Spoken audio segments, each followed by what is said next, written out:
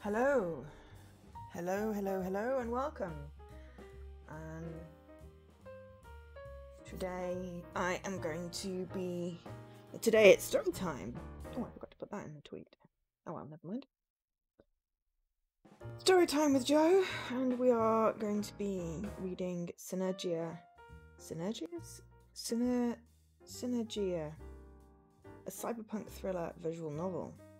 Developed by Ruddy Arts, published by Top Hat Studios. It came out on the 22nd of February 2022. It is £12.49 or $14.99. And it has 14 achievements.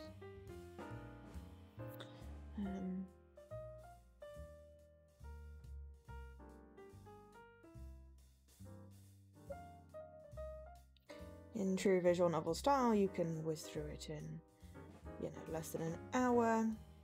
But we will be, as always, doing more.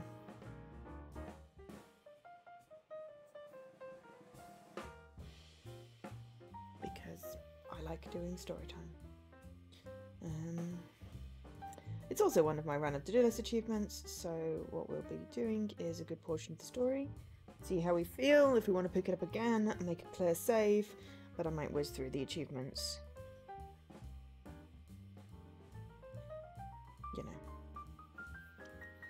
As and when.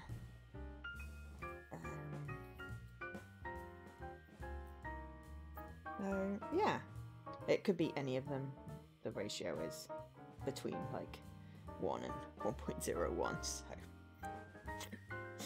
It's impossible to tell.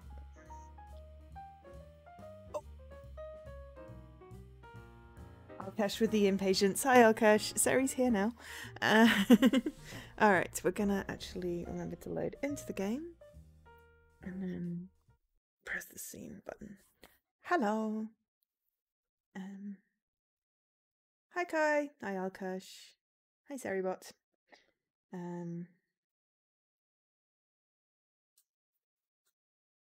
Cyberpunk, a visual novel. Exactly.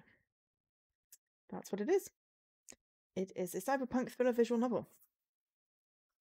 So, it's story time with Joe. We've not had proper story time in a little while. I did get tea. And it is hot! Oh my god. This should be noted in the diaries. Joe, remember to make tea, and it's still hot.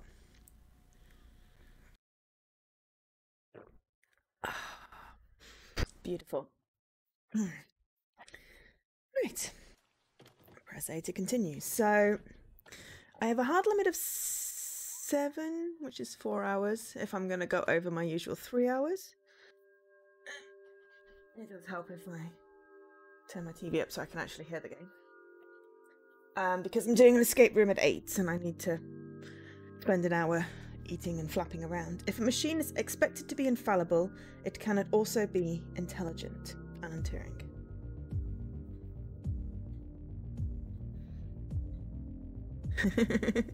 Yes, it's a virus type escape room, I think. It's called Pathogen Online. So it sounds absolutely terrifying, so my friends are going to have to protect me. Because I'm a giant wuss. Well, I mean, I'm not, but, I am a little bit of a wuss. Delta Laboratories, local netlink, Synergia protocol. Initiating startup sequence, initiating Mara. Mara initiated. Hello? So it's very cool. You didn't go into a girl's nightmare escape? Interesting. I mean, I've done a variety of them. I think the creepiest one was the house full of serial killers that we did for my friend's birthday, but she loves horror, so we did it for her.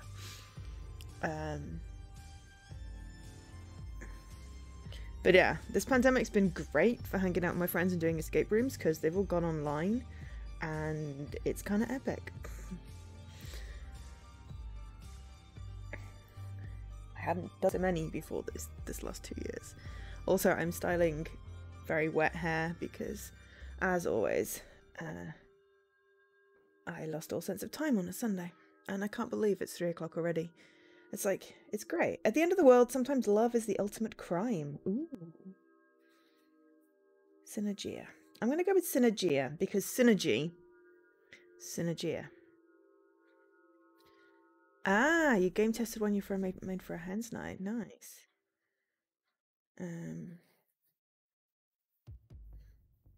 Okay, so let's just config. So text speed. Where are we at? Okay, text. Ooh, no. She's trying to alter stuff. Turn text speed up a little bit. We want English. UI color white or red? I don't really care. Sound down. No, sound. It's fine. Music down a little bit. I like the red. English. Okay, there we go. Hi now, Pulse. Save the wedding because the wedding plan's got a bit mental. It came in luggage. Oh, I really like that. Oh, we've done ones that had boxes of things. That's quite cool. I don't think we have anything in the gallery, so let's just start. Press X to progress story. Hold LB and LB to fast forward. Ooh. Heard melodies are sweet, but those unheard are sweeter.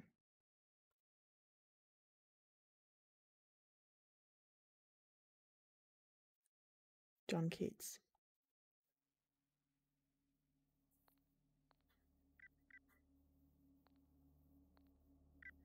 Okay, hang on.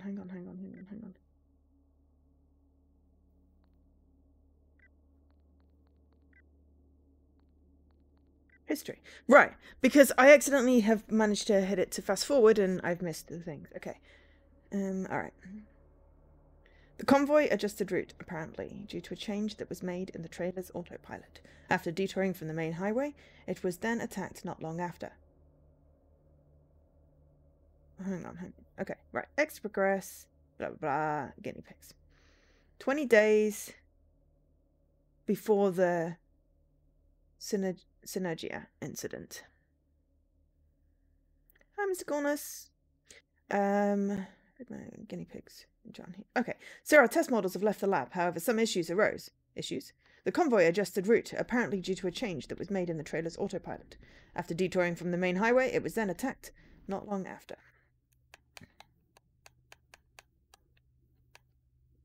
I'm having a problem getting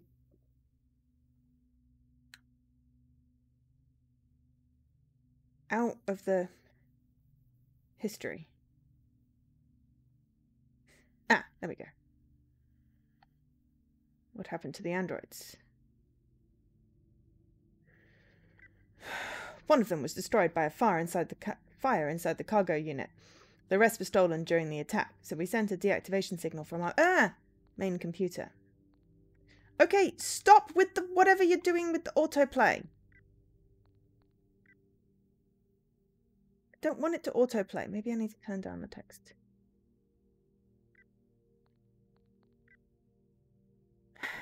Interesting. So there are still 2 fully functional... Oh, hang on. What happened to the androids? Sorry, I'm just trying to get used to... I don't like icons that have no text, so I'm not quite sure what they do, so I click on them and then it flitzes through. So just bear with me while I catch up to what I'm doing. One of them was destroyed by a fire inside the cargo unit. The rest were stolen during the attack, so we sent a deactivation signal from our main computer, but only 2 of them stopped transmitting their data flow. Interesting. So there are still 2 fully functional models. Affirmative. We have already located one of them, but the other is still missing.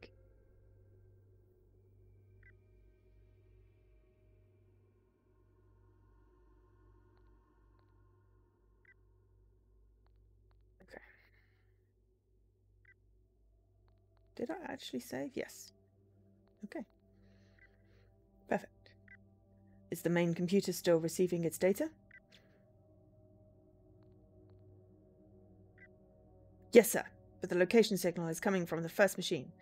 We believe it might have been able to disable the tracker, even though we cannot be sure without accessing the database.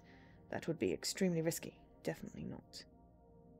Anyway, this could be a chance to see how these models behave in a hostile environment. Keep an eye on the functioning android and make sure it's out of danger. Find the other one. Roger that, sir. I will keep you informed. I think I've been pressing A, which has been activating the autoplay, which is not what I want to do. So I'm going to put it on log. It's X to progress the story. Smells like ozone. 15 days before the Synergia incident. My schedule for today lists a 6-hour self-accusatory depression. Philip K. Dick. There's nothing as nice as a rainy day. At least, it'd be a nice day if I were home. It's not nearly as fun cooped up here in this car. There's a cloud generator right here. They do anything to get tourists. Still, that ozone smell is one of the best things about this district. Baker sure is taking his time. I wonder if I should go look for him. Meh, I'm good here. There he is. He's bringing the smell of rain inside along with him, although his cigarette stench soon overwhelms it. Took you so long. Is it serious? He lit up another cigarette. His fourth this morning. Vega doesn't displease me. I can tolerate him way more than the rest of my co-workers, but the smell really gets on my nerves. That woman just kept yammering on. Nothing important. The android. Would you mind putting out that cigarette? It's raining outside. I can't smoke anywhere else. Get an umbrella. Take me home then. Did you tell the boss? Sure I did. We're done for the day. As I was saying, it was just an outdated android. It didn't support the latest version of HoloNet, so it was giving her trouble. I hate being called for this kind of stuff. When did we turn into HoloNet's on-site tech support? Blame it on the war. Companies have their hands full with all these updates. They need to keep androids safe from hackers. Then they should use old models like I do. I don't get why everyone is obsessed with the new ones. You have to admit they're charming. People get fond of them. You used to love the new models, is what I've heard. I wonder if he's talking about... No, I don't think so. I know. I thought they were alive, but I grew out of it. I know. It's hard to believe since my first love was an android. Oh, come on. Great. It seems like he knows nothing. I'll have to make something up. It's true. It was a first-generation commercial model handing out flyers near my house.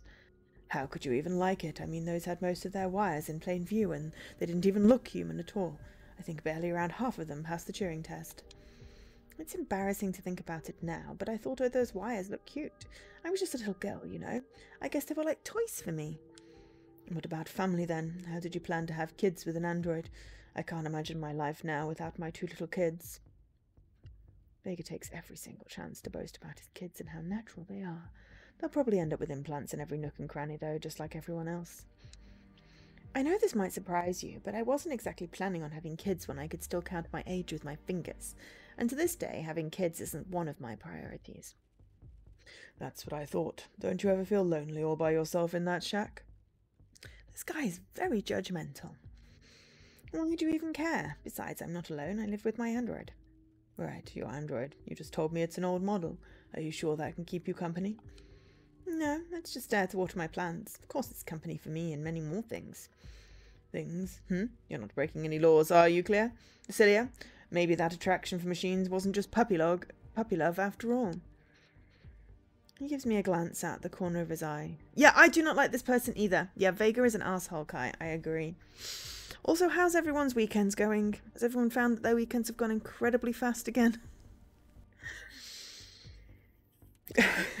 It's ridiculous how fast the weekends go. It's ridiculous how fast the weekends go. But yeah. You recovered from flu. Well, I'm glad you've recovered. I'm sad you were sick. I have to find my jumper, which is in the other room, so we'll have to see.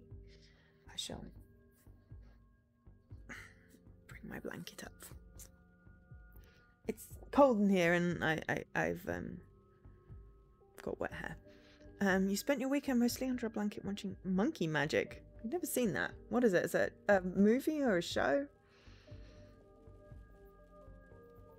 I'm watching the final season of Riverdale and I'm very confused. That's my Netflix thing. But yes. He gives me a glance out the corner of his eye, looking almost haunting. I know he's fishing for a specific answer. It's not like I haven't thought about it before. Having a crush on an android decades ago doesn't mean I want to fuck every single piece of scrap I find. Don't make me regret telling you that. Okay, geez, it was a joke. You don't have to get like that. I just wanted to know if... It's shitty company. Are you happy now? Let's just leave it at that. I don't want to talk about it anymore. I knew it. If you ever need to hang out with a flesh and blood person, just tell me. You can have dinner with us. Not if you were the last person on Earth, Vega. Never in a million years, sorry. Just think about it. Alright, it's important that our group stays healthy and united, you know? What's good for...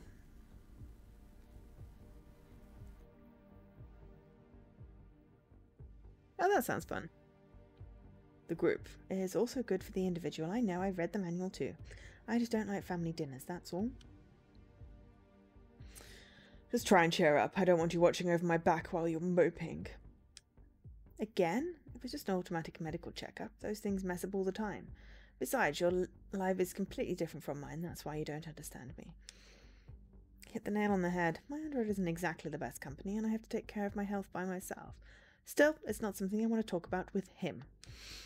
You're right, I can't understand you, but I know someone who does. Have you talked with Daria from Velta Labs? Not really, she's weird. Besides, I'd rather avoid Velta as much as I can. I spent way too many years of my life with them. Thank you for the retweet and the house, Mr. Corliss. Hope you're doing okay as well.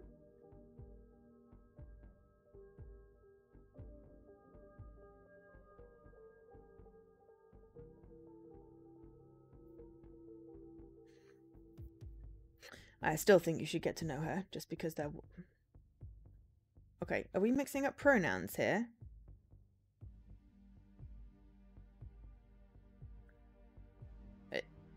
Are they or she? Or both? Is that why you're mixing up pronouns? Anyway, I think you should get to know her. Just because they're working for a big company, the corporation doesn't necessarily mean they're evil. Look at yourself. You're working for an amazing company, yet you're still a pain in the ass. Very funny. She doesn't come with us often anyway. Actually, she requested to join our unit. I'm going to convince our boss to send her out with us. Try and be friends with her. Okay, now we're apparently she-her. Okay. I can't promise anything. And there's something I don't understand. You don't trust androids, yet you're really interested in working with them. How exactly did you get into this section? The boss is friends with my brother. A crony, really? Nah. Hey, someone had to take the job, and it's not like I'm not qualified. They usually do a competition for those. I had to pass a test. You take any chance you get, and it hasn't been too hard for you either. I guess. Let me get closer to my house. That huge apartment block that reminds me more of a hive than a real home. Vega parks the car in front of my building. See you tomorrow. Hey, think about what I said. Go out, take a walk. Just don't stay home all day. It's not good for you. Yeah. The building is quiet as ever, something I deeply appreciate. I walk up to the concrete stairs leading to my door. I can hear Elaine opening it. Hello. Scylla. Scylla. My name is Scylla. Hello. My day has been great as always. I finished all my tasks in record time. I also cooked the noodles you like. Weren't we having meat today? Ah, I forgot to buy it. Sorry. Okay, is that a random event? Delete that personality feature. I'm going to go change. Sure. Bad memory feature eliminated. I thought I'd erased all those random events over the years. To be honest, I end up regretting it every single time. Elaine's ended up as a boring piece of scrap, and while that's pretty much my fault, partly my fault, I can't stand it when she tries to act human-like. I'm done, Elaine. I want to ask you something. Go ahead. Doesn't it bother you to erase your own personality little by little? I'm just doing what you asked me to. How can you keep me good company then? What if I'm wrong? My analysis says that you are healthy, and the odds of incorrect orders are very low. Besides, I always have to follow the orders of my master unless they require harming another human. What if all those personality change orders are actually indirectly harming me? Your cold behavior is affecting my mood, partly. Yes, that's it. I am not responsible for psychological harm caused to humans due to following their orders. I know, I just thought your AI was more... Whatever, I was just messing with you, don't worry about it. I am not. That rule applies strictly to physical damage. My mere existence is enough to harm some humans feeling wise. What's your generation, Elaine? Second. You were definitely top of the line back then.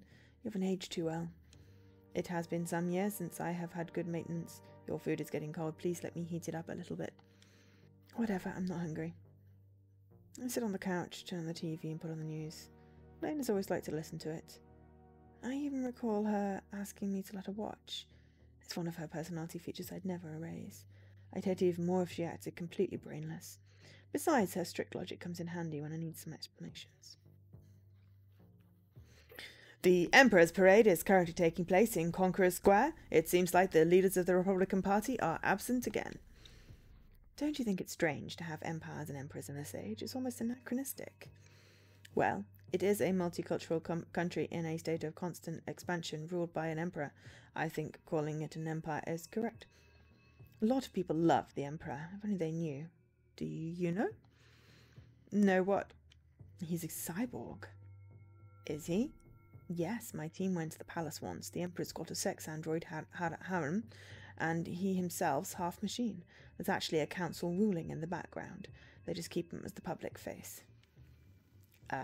Harem? Was it not that sex with androids was made illegal? Sure was, banned by the emperor himself. During the during the pandemic.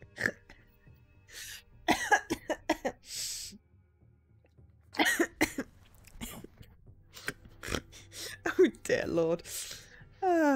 During the parade, 3 members of the terrorist group White Cat were arrested, all of them veterans from the Expansion Army.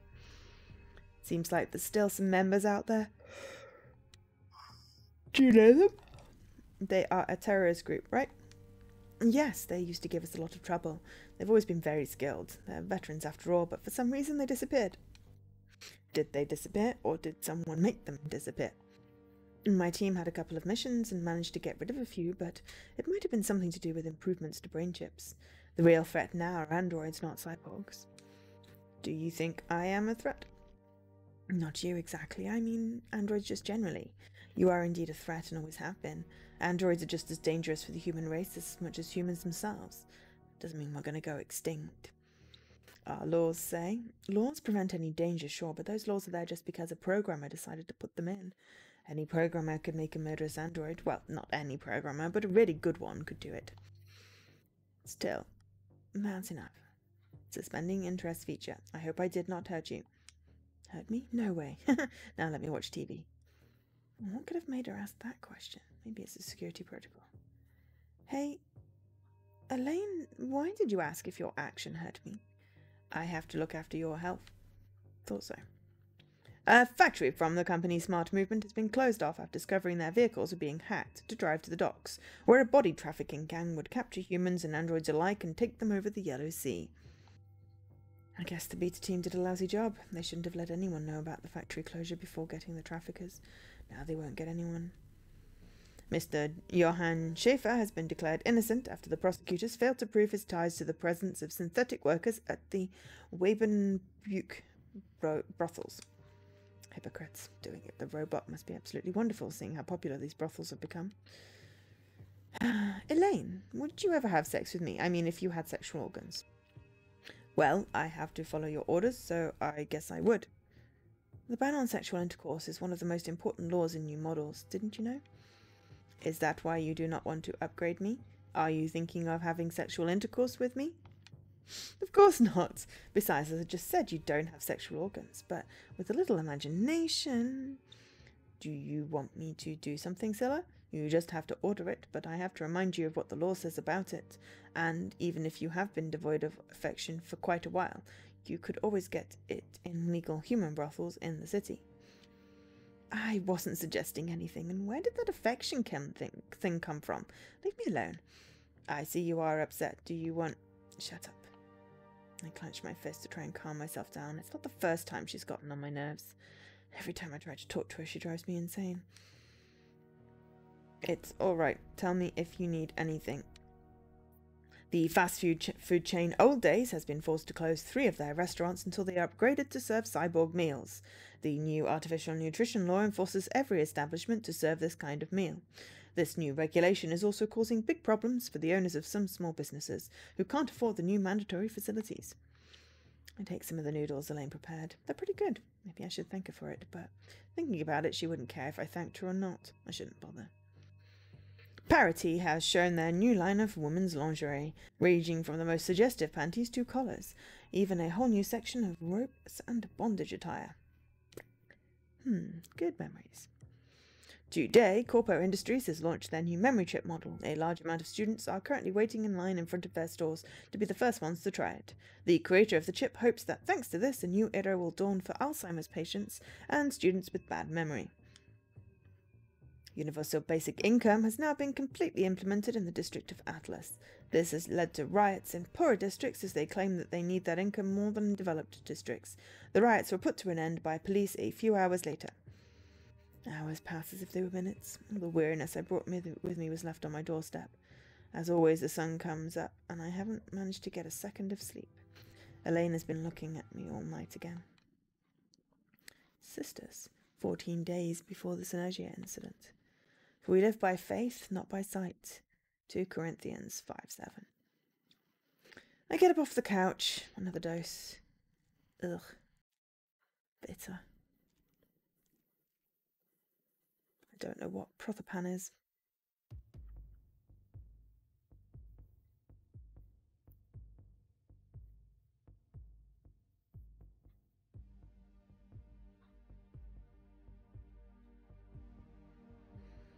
Elaine, the time? Shit, I better check the holonet. Did you sleep in again, Zilla? I've been waiting out here 10 minutes. I'm sorry. Sorry, I'm coming. I dress as fast as I can and leave my place without eating breakfast. Vega's in the car waiting for me in the usual spot.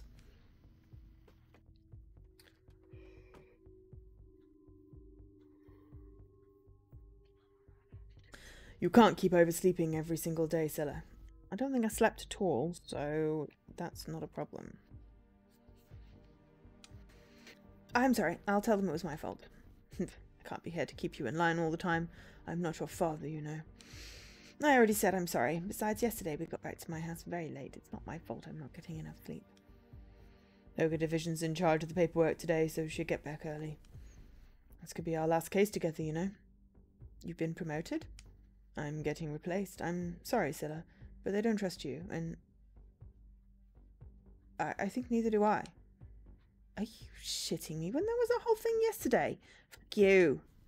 The boss has been informed. Don't worry about it, and if I were you, I'd try to change. Things might get bad for you if you don't. Oh, so I'm sick, so they are trying to kick me out. Great. Looks like nothing's changed in the future then.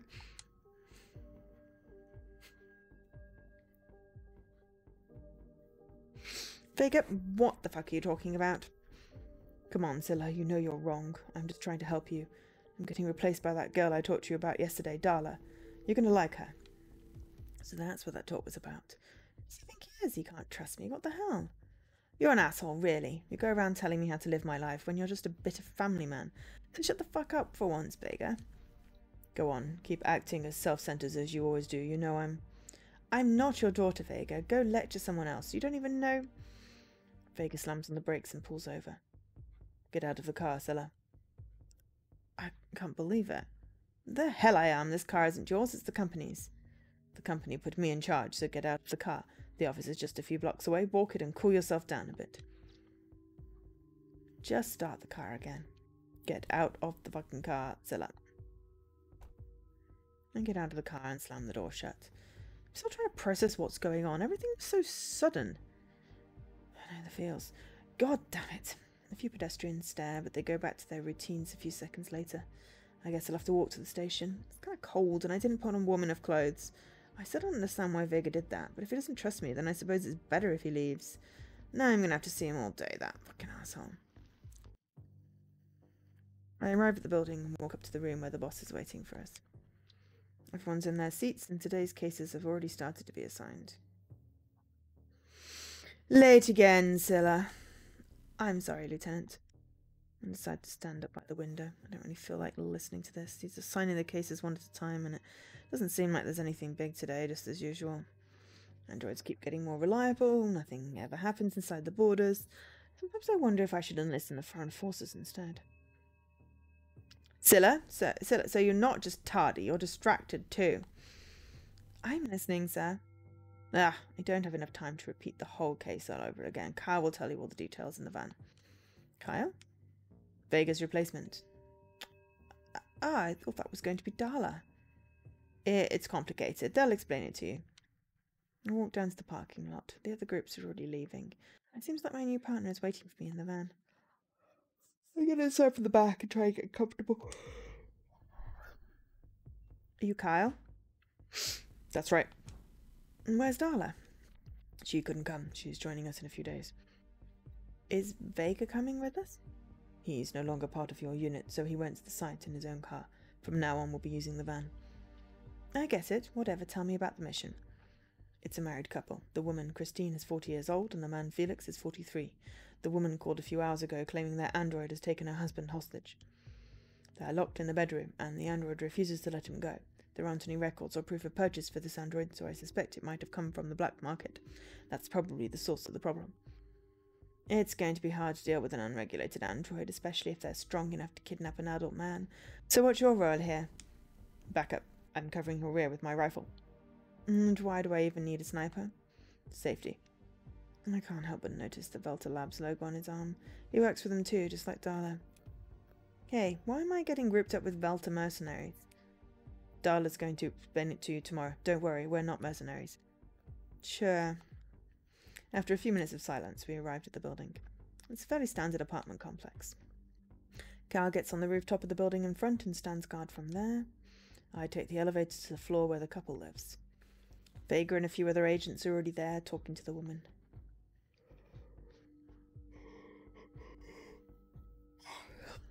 Who's that? The specialist. She's going to deal with the android. Isn't she way too young? No, I'm not, and I need you to elaborate on this whole situation. Didn't Kyle already explain it to you? The android locked itself in with the husband as the hostage, that's it. Did it do it for a specific reason? Perhaps something happened? None that I know. I'm asking her. No, it's never acted like that before. It's got to be broken. How strange. So where'd you buy it? It was a long time ago. I don't remember anymore. Sure. Does it ever go outside? Of course not. Why not? It just doesn't like it. Cut the crap. We're going through that door sooner or later and check on that android. You don't want to cooperate with us? That's on you. Sir, the curtains are closed, but I can see them with the heat sensor. The man's lying on the bed, still alive. The android's right by the door, listening to you. Child's hide, so that seems to confirm it's an illegal android. So tell me, Christine, are you or your husband infertile? What kind of question is that? Her face flushes as soon as I ask the question. She's definitely not going to help me. I should try and work with the android. I get close to the door. Ooh, okay. Oh no, but I want to save.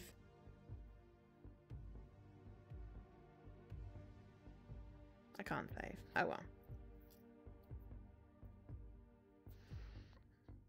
Try to connect with the android, I think.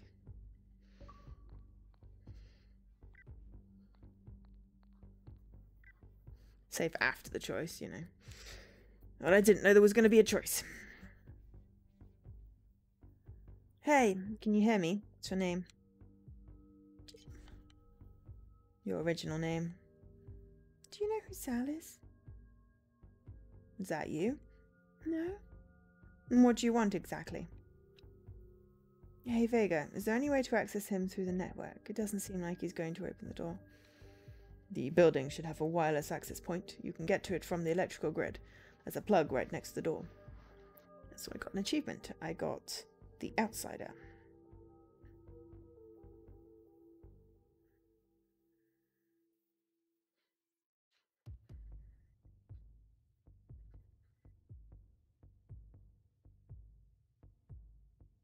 Try to connect directly to the android. Oh. Well, that seemed like it was a sensible decision. Choices in a visual novel? No, I know, but I like saving on the choice so that I can come back to it and make the other choice. So I can always fast forward through if I need to get to that one. It's the first one.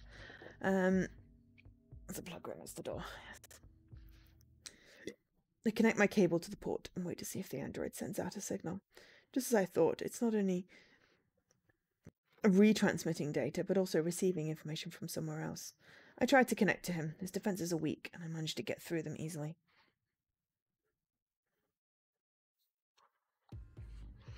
There he is.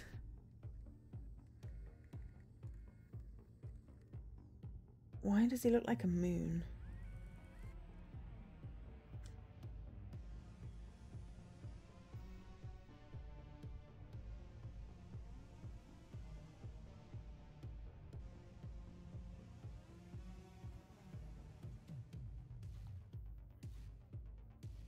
Okay, this is a weird thing. Not quite sure what's going on here. Are you going to tell me your real name now? Hi, Tarragon. Well played. Though I have to say I went easy on you. I'm Christy. It's a pleasure. It's kind of programming a scrap android. Despite that, its code's been changed completely in a recent update. It's got to be the cause of the problem. That's a weird name for a boy. I have a kid's body, but my personality pattern is female, so I guess that makes me a girl. They reprogrammed an old robot's AI to create me. You know how the black market works. I glance at the owner. She's covering her face with her hands. I think she finally understands we got her. It's rare. Black market androids to act this way. What happened? I have a message just for you. Only you can see it, so I'll send it through the network. For me? Yes, I'm sending it. The android tries to go through my defenses and breach my firewall in order to send me this message. Her attack attempt doesn't accomplish anything, not against my last generation skull chip. If you think I'm gonna let you get in my brain, dream on.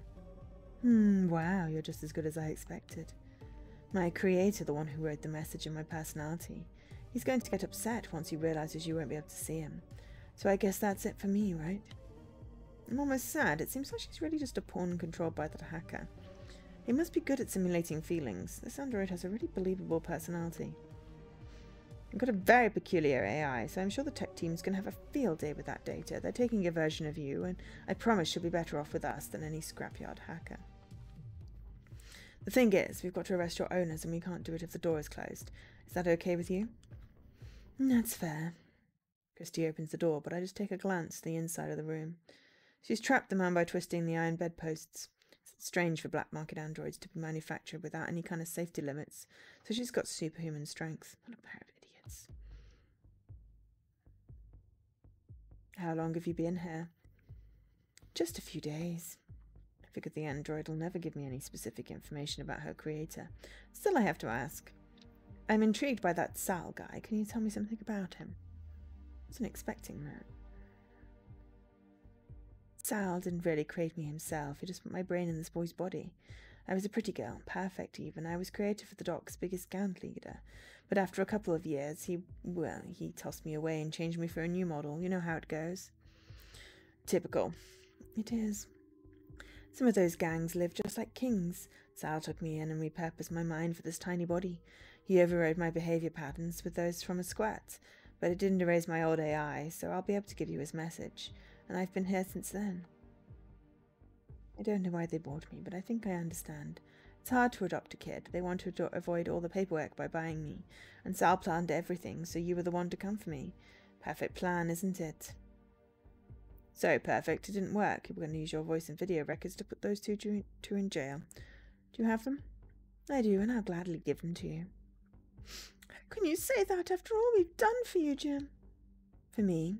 You bought me 2 days ago, you ungrateful piece of shit. You can call each other's names at the station. Vega gets closer to take the android. Let's get going, kiddo. Let me go, you old geezer. Still, I hope to see you soon. Salma told me you were beautiful, gorgeous, and I have to agree with him. What a guy. I better call up the boss and fill him in on the situation. Like always, he's connected to the holonet. Lieutenant, everything went smoothly. We have the hostage and the android. It seems like it was related to a hacker named Sal in the back market. Good job, Scylla. I'm glad to know you're in good shape. I hope you don't mind your new partner. These are just formalities. It's fine, Lieutenant. I have a request. Can I take a day off? I need to get used to all of this. Sure, we'll deduct it from your vacation days. You did a great job today. Pop and Sec values the work our employees do. We're not just another private security firm. The state has put the district's safety in our hands, and you've made good steps towards preserving that today. The company takes great pride in you. Of course. Thank you, boss. But what about that vacation day? We will get to it later, Scylla. Well done. Oh, shameless. I think I'll stay home tomorrow either way and let future Scylla regret it. Good luck with your new partner, Vega. Farewell and good riddance, Scylla. I wish you luck. Goodbye and take care of the rest. I have to get back on the train. At least I can take a look at the city I'm supposed to protect. This shithole. Even the most upscale neighborhoods are corrupt to the core. Sometimes I wonder why I'm still in this place. I don't care about it. I don't like my co-workers. I don't get paid well. I guess it's just all I have. Well, that and Elaine, and I don't know which one's worse. Home. Nothing in life is to be feared. It is only to be understood. Harry Curie. Half an hour of walking and I'm absolutely wrecked. I thought I was in better shape. I've got to stop working out again. My protocells have gotten lazy. Anyway, so far this day's been absolutely horrible. I just hope Elaine behaves. How strange. She's not waiting on the doorstep for me. Maybe her day was far too busy and she's still working. Or it could be a feature I still haven't deleted. Elaine, are you here? I don't know why I'm yelling. This flat's barely 300 square feet. I enter and turn on the lights. Elaine is right there, sitting on the couch. Hey, Elaine, why aren't you replying? Elaine? I get closer to you. She's turned off, but it's not a battery. She'd have told me. I connect to her through my spirit. I almost forget I have to use it to manually connect to the holonet. I turn it back on. Hello, please insert a memory disk in the Artificial Intelligence V3.0 port. Elaine, what are you talking about? What happened? Why did you turn off? She's not responding. Shit, that's just what I needed. I hope everything's fine and it was just a crash. Let's take a look. I go grab my toolbox. It's pretty old. She shouldn't be too hard to fix if her pieces are fine. If I can't, I doubt I can afford to get her fixed. The hardware for these models was discontinued years ago. I use a screwdriver to open the latch that covers her brain. When I pull on it, my hands get stained by a sticky fluid. It seems to be everywhere. What the hell is this? It's definitely not rust. I take the pieces out one at a time and clean them up with a rag. After that, I cover her processor with thermal paste and connect everything. All her parts are in good shape, so I assume the strange fluid was the cause of the problem. She's ready to boot again, so I run my spirit. Elaine? Elaine?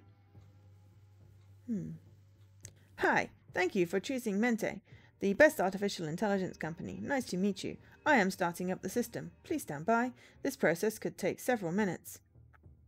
What do you mean? Starting up? No. Please, give me your ownership card. Elaine, load up the latest backup. You're not just dumb, now you're deaf too. Just load it up, you piece of junk. I ran to my desk to search for my card. After 5 minutes of digging through garbage, I managed to find it. I almost tripped on the way back. I didn't know I cared about Elaine so much. I hand her the card. There you go. Nice to meet you, Scylla. Starting today, I will be your service android and will help you with any task you need. Yeah, just load up your latest backup. Starting up personality features. Scylla, what is my name? Elaine. Your name's Elaine. Perfect. That is a great name. I am ready for my first task or task list. Finally! Load your latest backup. There are currently no backups on my database. What? No! How could this happen? Tell me the date of the oldest entry on your database. The oldest is, right now, it's gone. All her data has been lost. She was somewhat cold before, and now her personality is no different than any other android. Everything's been lost. Elaine died in her own way while I was gone. Deactivate all your features and wait on the doorstep until I give you orders. Are you sure you want to deactivate 6,842 features. I might become a bit boring. Yes, I'm sure. Elaine leaves and stands on the doorstep, waiting. I stay on the couch with a blank stare. Why is this happening to me? Does that hacker have something to do with it? No, it couldn't be that. Elaine didn't even have access to the network. I've ended up completely alone. What do I do now? I don't want to spend the rest of my life like this. I know that. Should I get some human friends? No, that's not an option. My whole net sounds. I have a call. It's Yoko. I haven't had a good talk with her in ages. I walk up to my desk and connect my spirit. Yo, I hope I ain't bothering you. Hi, Yoko. No, I wasn't doing anything. Hey, Scylla. Sorry for not being around lately. I'm kind of busy, but I'm free now. I just saw your message. Message? I don't know what you're talking about. Hang on. Let's just use our avatars. Okay.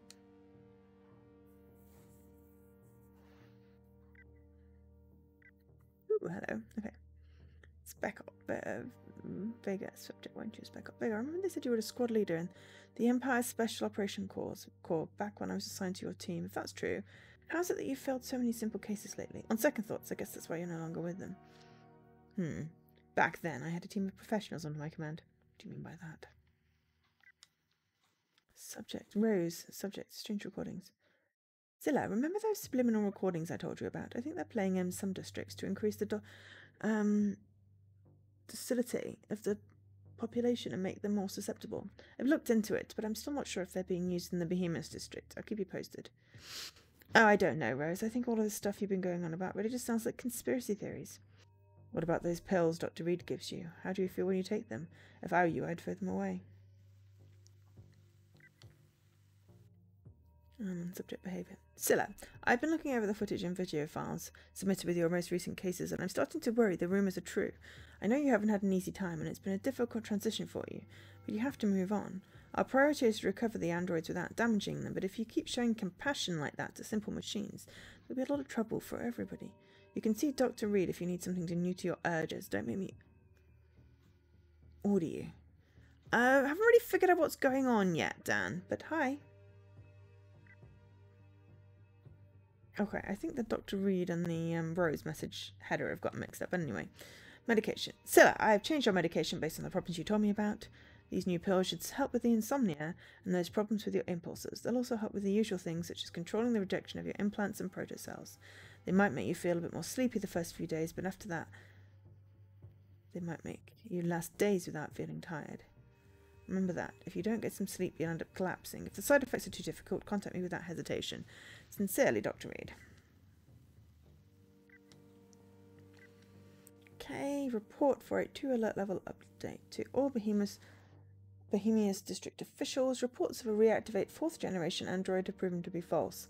As per standard regulations, the alert level is being rescinded to normal. However, any operatives who encounter what they believe to be a 4th generation android are reminded of protocol. It is imperative that any steps necessary are taken to destroy them, and above all, that at any point they are not allowed to connect to the network or to any machine with a high-performance processor. Report 623 recruitment to all Hopland security employees. The Imperial government has reached an agreement with Hopland Sec to reinforce the ranks of the expansion army. Although the war situation remains favourable, the Empire has been gracious to offer our employees an excellent job opportunity. All natural human employees and augmented human employees between categories A and C may apply within the next few weeks to join the expansion army, with a 25% salary bonus for the first 6 months. Report 657 Emperor's visit to all officers of the Bohemia's district. The Emperor will be visiting the Bohemia's district next week. While it is expected that all officers will continue their regular duties, Hopland Sec expects that all tasks are carried out without any complications. Let us make the Emperor's stay as smooth as possible, and remember not to interfere with the safety efforts of the Imperial Security Corps. Your direct supervisor will give you more details if necessary. Report 723 new implants. As you all know, during the season of the year, many companies decide to launch new versions of implants and augmentations. As we do every year, we remind you it is protocol to avoid installing one of these new models until they have been tested by the Hopland Security Tech Team. Once the safety of these implants against external attacks has been verified, we'll send you an update with a list of models you can use safely. I mean, supposedly. Report 742 salary reduction to the employer Escilia. Oh, that would be me, Escilla. Due to poor performance in your recent assignment, we have continued to make minor reductions in your salary. We hope this will serve as an incentive for you to improve performance in the near future. Okay. Report 745 salary reduction 1. To the employer, Asilla. Due to same thing. 748 salary reduction 2. Salary reduction 3. Now we'll go to the HoloNet. Yes. Oh, I think I actually didn't know. Edibloop. Edibloop. Access Stella's terminal.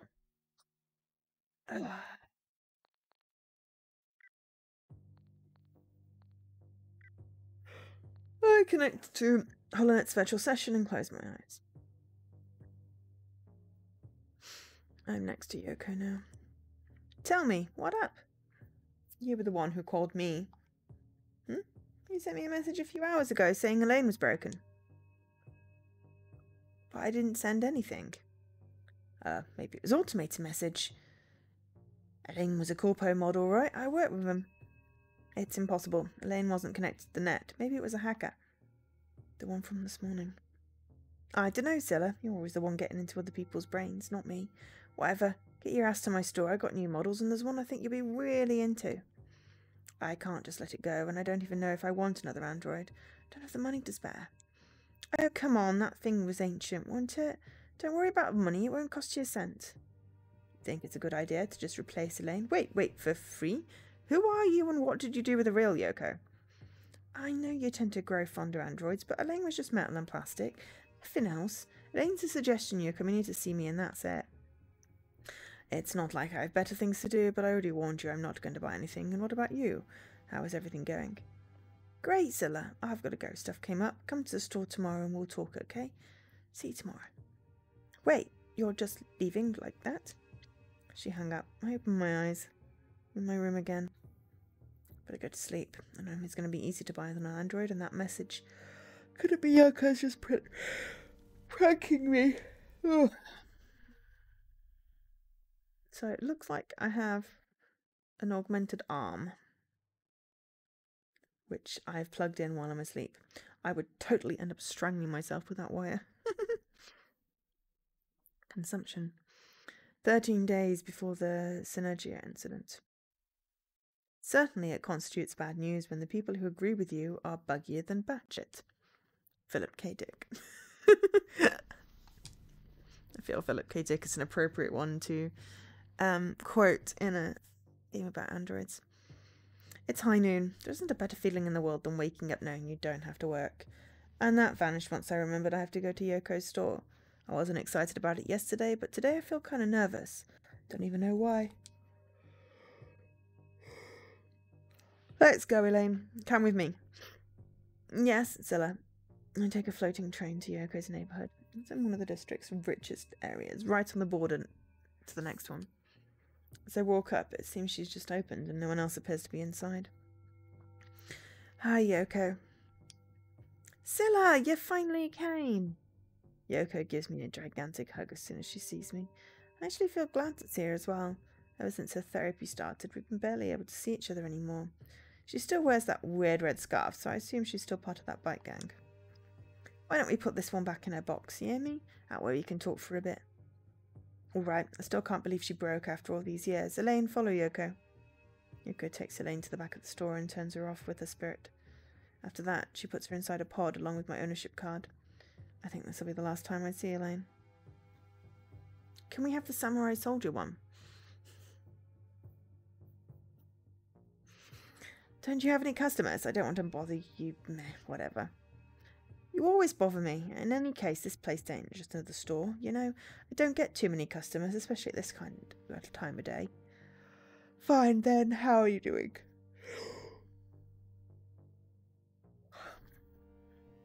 Do you mean how I'm doing in general, the business or the therapy? Everything, I guess. Shop's going well, like always. We get new models and sell them fast. I spend most of my time here working with the gang. Are you still with them? I don't get how they haven't gotten you yet. Because you're crooked, that's why, and I don't get in too much trouble anymore. I just go out to drive room and do a thing or two if you want someone to discover me and you got to be the one arresting me. I just take care of androids, you know that, although thinking about it, you're barely human anymore. I'm still legally human, and about the therapy, I'm a lot better now. It's hard considering the kind of business I run, but I haven't put anything new in myself for months. I feel a lot more stable. I am glad. It was harming you. You were turning into a psycho. I mean, more than before, at least. Human bodies ain't ready for extremely sudden changes, or that's what the shrink said. Anyway, I'm glad you're not turning into a killer robot. I'm glad too. I like the old killer cyborg thing. By the way, you need a new android, right? Always right down to business. I have problems too. I'm fucked. More like it, I'm getting fucked over. And then Elaine broke, so yeah. Have I got to beat up anyone? It's my job. I think they're trying to fire me. They blame me for everything that goes wrong and change my partners. I'm sure they're just looking for a reason. Bah, don't worry about it. You can always work for me. What relief. Let's check out the android I told you about. I will cheer you up. I don't have money for a new android. It don't matter. Follow me. Okay. Yoko guides me to the shelves area. Different models are sorted into sections, each one showcasing a few types, but half of them are female and seem kind of bland, to be honest. All these androids are too average. I don't care about them. Should I really be doing this? Maybe living alone would be better. There's something I don't like about having to buy a friend. I don't know if I want another robot, honestly. Androids have been bugging me for a while. It's their fake personalities. Look at that one. Yoko moves some models out of the way, showing a pod in the back of the shelf. This one's different. She's in a life pod without any kind of liquid. She has an oxygen tube connected to her neck, and only the latest generation androids use those. A bioroid? Yeah. And is that supposed to be some kind of new model? No, a model's new and ain't for sale, completely finished but still in the final testing process. This one's actually second-hand. She's had a few owners before. Really? You're selling me a second-hand android? It's exactly because she's second-hand that I ain't selling her. I said it before, she's not for sale, and don't ask me about her previous owner or how I got her. I can't answer that. And they won't track the android. I'm going to trust you. I hope you don't get me in trouble. It's free, isn't it? Of course I am. Great. The android's ready and no, ain't no one gonna track her. Just don't let her connect to the network unsupervised, just in case. Her old name was Mara, but you can change it if you want. Mara. I like it. Good, I'll send it to your place in a few minutes. Don't you need my card? Scylla, I know your info already, you know.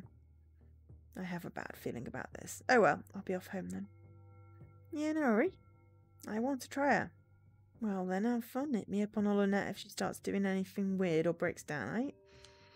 Yeah. Thank you, Yoko. Take care. Thinking back on it, the android had earrings.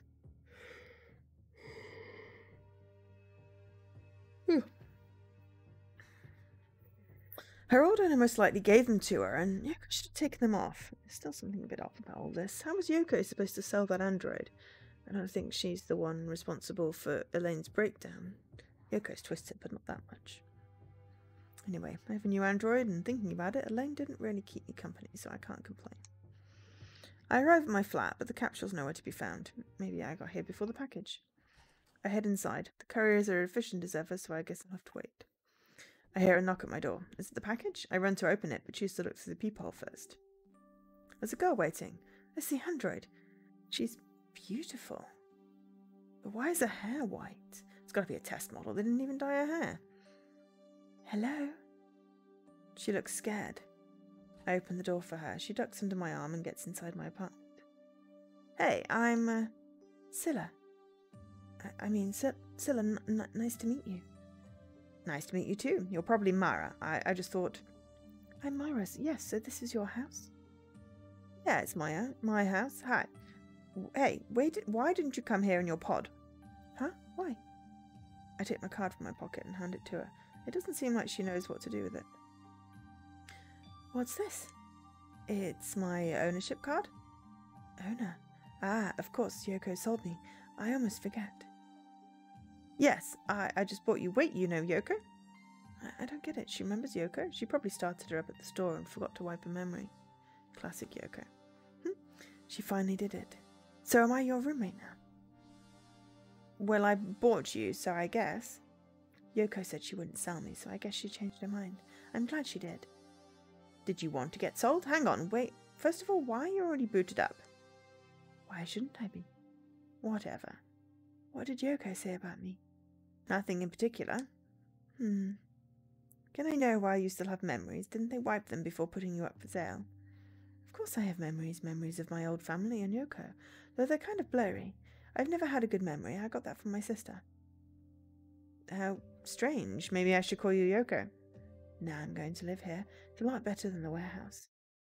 I think this is the special thing she mentioned, an android with memories. I guess she thought that I'd give her a bigger personality. I'm not sure if I like it.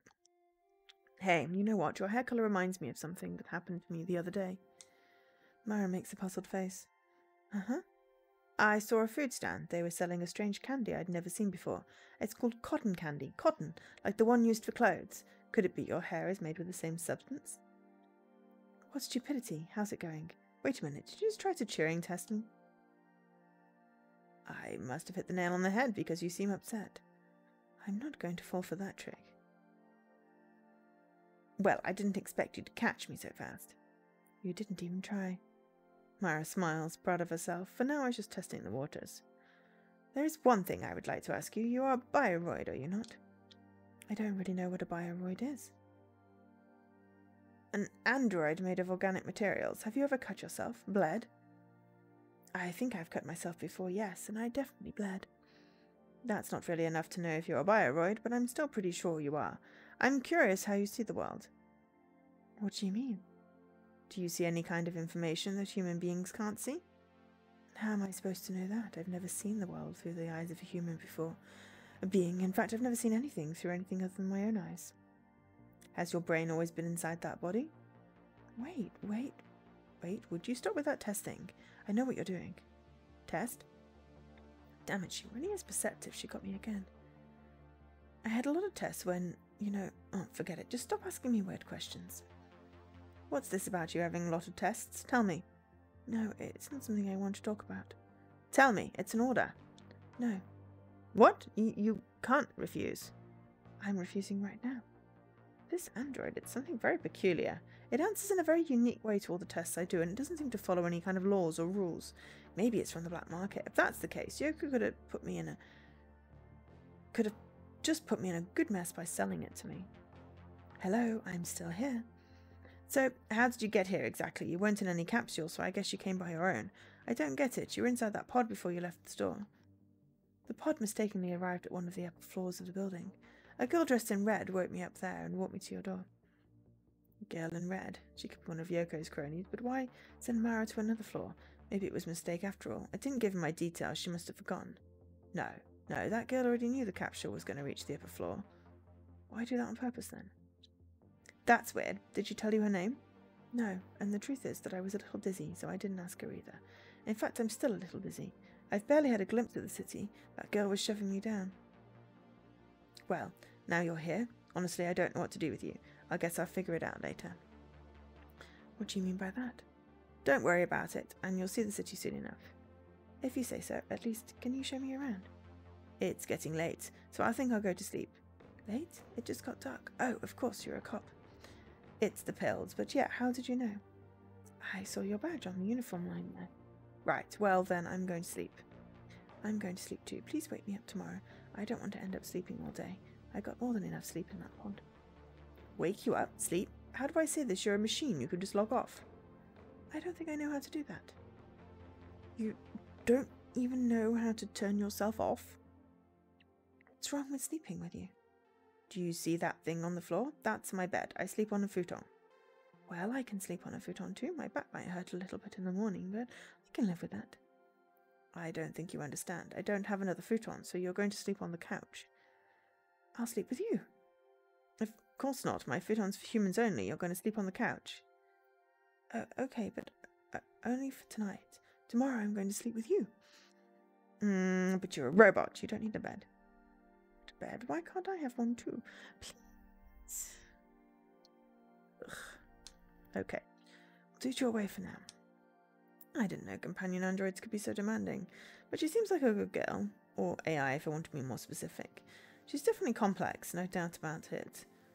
I'll test her for a bit tomorrow, but for now I better be getting off to sleep. Take off my clothes and get into the covers. Myra plops down on the couch, lying on her side looking at me, her face completely flushed. I choose to ignore her and slowly drift off to sleep. Tss. Tss. What do you want? I was about to fall asleep. I'm scared. Can we talk for a bit until I get sleepy? Scared? What are you scared of? I'm just nervous. You can talk about yourself if you want to. Maybe your personality's too complex. What do you do at your job? I'm a negotiator for the Cybercrime and Robotics Division in the district's police department. That sounds interesting. Tell me more. I know it's interesting, but I'll tell you more tomorrow. I need to sleep. Can't go outside. You're going to stay here, but you can use my computer or read one of my books. Just don't connect to the network. Okay. Now please, let me sleep. Alright. I'm sorry. Sleep tight. Shit, I stayed up too late now. It's going to be hard to fall asleep. Getting up tomorrow is going to feel like death. Dreams. 12 days before the Synergia event. Things aren't different. Things are things. William Gibson. Ooh! Neuromancer? Neuromancer? William Gibson is an author. He wrote a book about android brain things. Neuromancer? Possibly? Bad with names of things.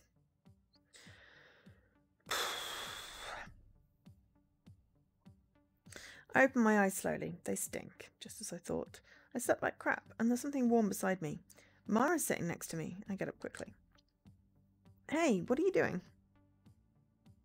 I woke up a bit ago and couldn't get back to sleep, so I started feeling anxious.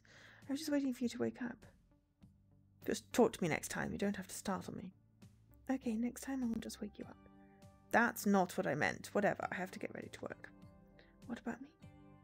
My computer's over there on the desk next to your right, and there's a bookshelf right next to it. When are you coming back?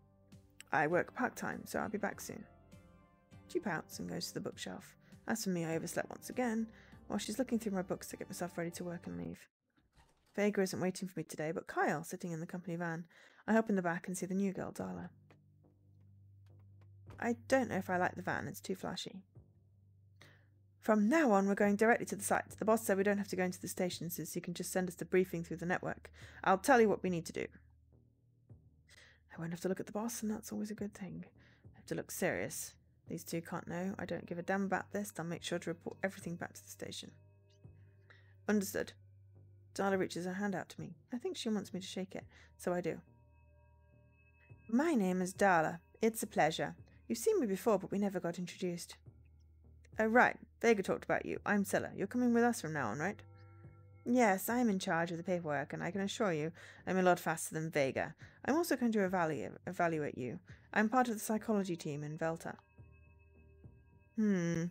Psychologist. So they're still obsessing over my psyche at Hoplon after all this time. At least I don't have to see that jerk anymore. Scylla, HopSex regulations enforce respect between co-workers. So what? You're from Velta?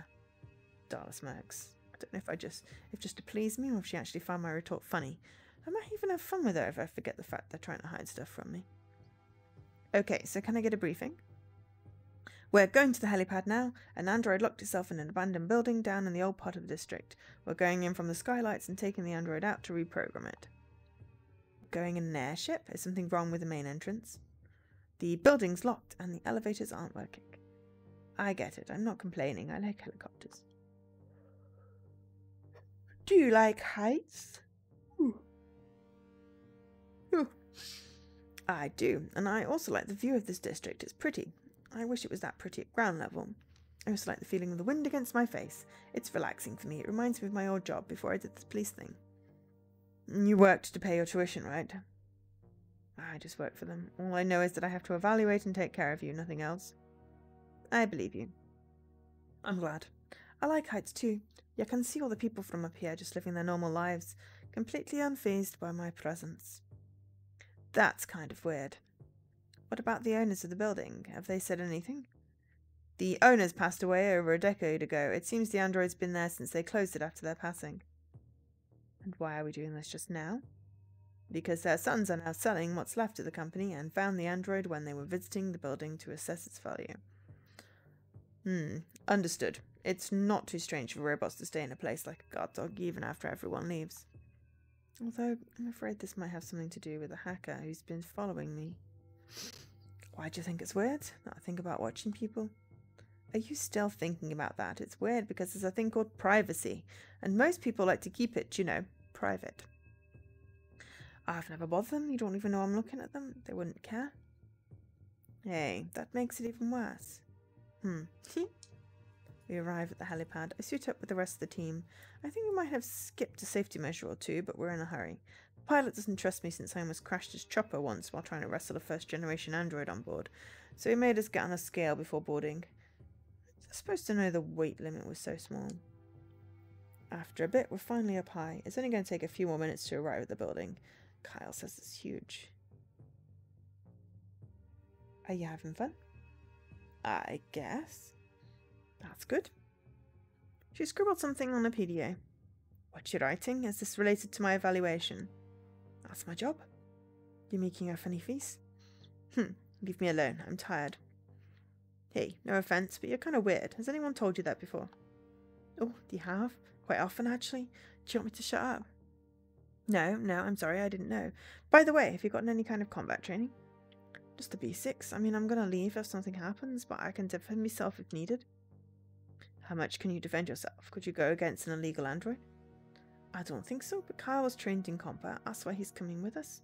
I'm not saying that you're gonna need him, but I will help you if the need arises. Sure, combat specialist. I'm gonna have to see that. Then just stay behind me. No android's better than me, neither is Kyle. I still don't get why they sent him with me. Kyle glares at me from his seat. Is that why they call you the witch? No, that's for something else.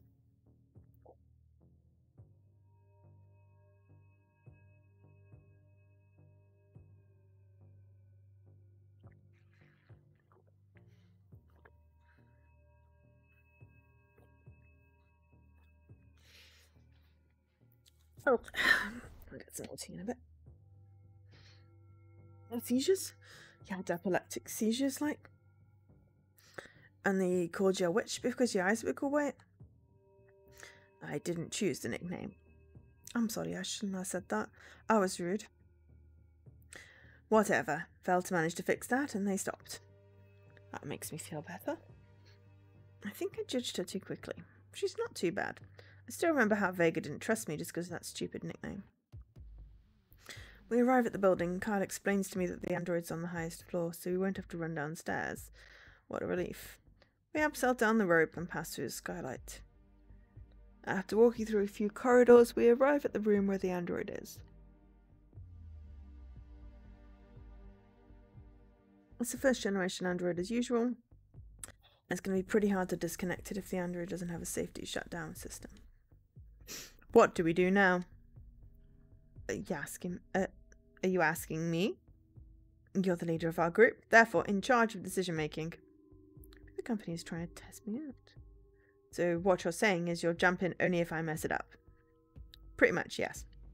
Okay then, I'm going to connect directly to the android and shut it off from there, just like always. Disconnect me if I take too long. Understood. Wouldn't that harm your memory? I don't think so. The firewall should protect me in case it tries to pass through, and if you disconnect me, my brain will just be fine. I'm a human, remember? I'd get an electric shock at worst. Before you connect yourself, what do you think happened? I gotta send mission reports to the head office. I'm going to take a look around and check if everything's safe.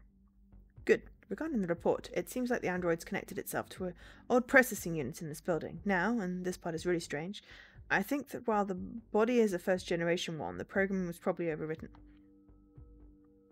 You're thinking it might be a fourth-generation one, right? No, I think this is related to the case we had a few days ago. First-gen model can't have a fourth-generation AI, their uniqueness requires a lot more power. What other reason could an android have to try and enhance itself that way? There could be a million reasons, I can't say I know. But there's something off about this. Carl said the robot had been locked in here for over a decade. I highly doubt its battery could last for such a long time. This android was probably actually reactivated not too long ago. I sit next to the android and connect myself to his brain. I'm inside just a few seconds later.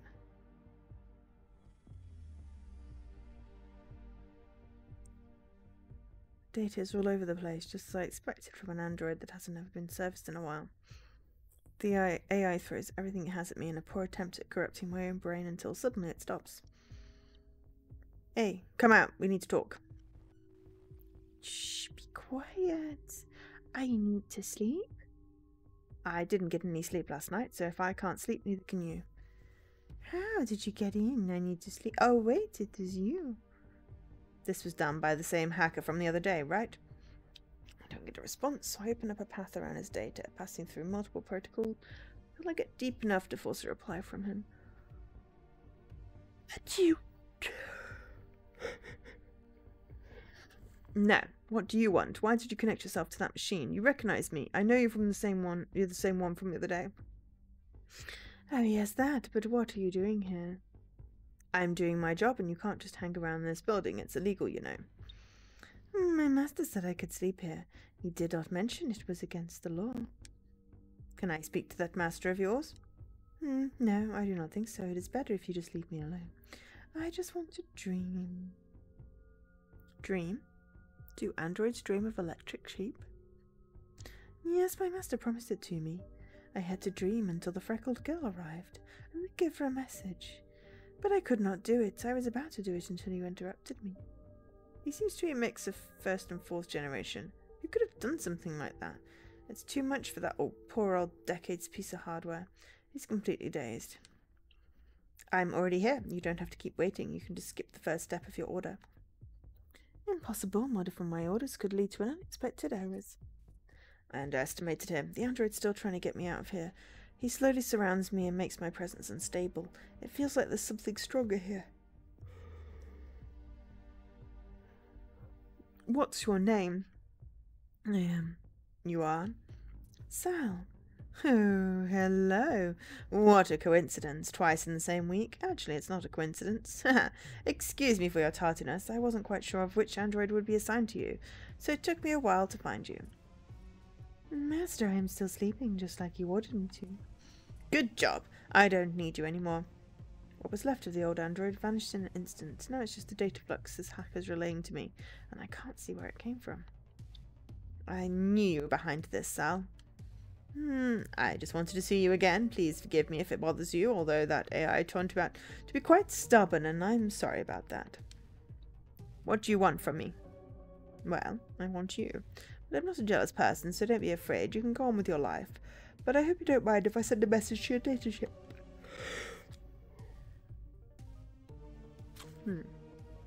You know, I'm not exactly patient when it comes to petting hackers, but I'm sure I won't let you get in my brain. So start talking. What's all this about? You had to modify plenty of androids so I could give you this message. Sec caught me the other day when I tried to trespass, and I can't get there any longer. So I had to hack a lot of androids and wish for luck. As you can see, it worked. And why a fourth generation? You could have used plenty of other systems to control this machine. I have been interested in their uniqueness for a while, but it's complex. As you should know, I don't have the resources to create it, though my main reason is that they barely leave traces. And what was that about dreaming? I reprogrammed that piece of scrap.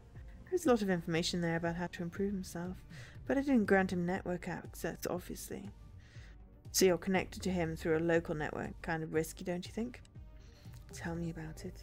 You can't be cautious enough against a fourth generation. That's why I have to leave now. I'm going to bring my friend back, this time with my message, and please let him give it to you.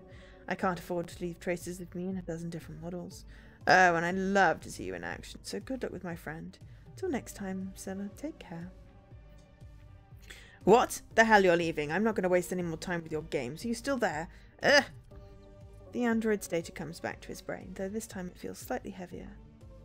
It was him, the master. Why did he come? You're really stupid. I need to get out of here.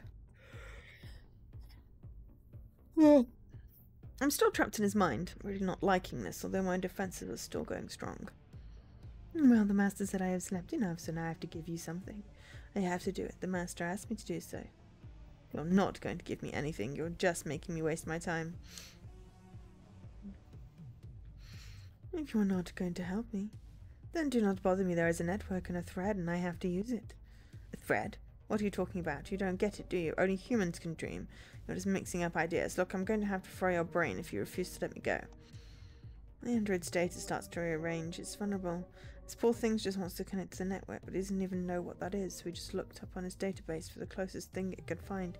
My memory trip. That was the hack's plan, I guess. I can keep trying to convince him to let me go, but I doubt he'd listen to me. I can resist and hope for the best, or just let his message go through.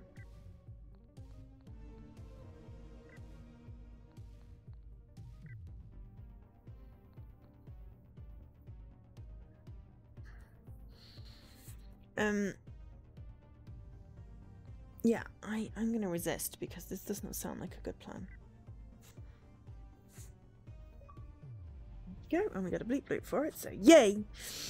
Right, I'm just gonna get some more tea and give my hair a quick blow dry. Just to take the rest of the wet off and find my jumper. So I'll be right back. Have a conversation with the void. I won't be long.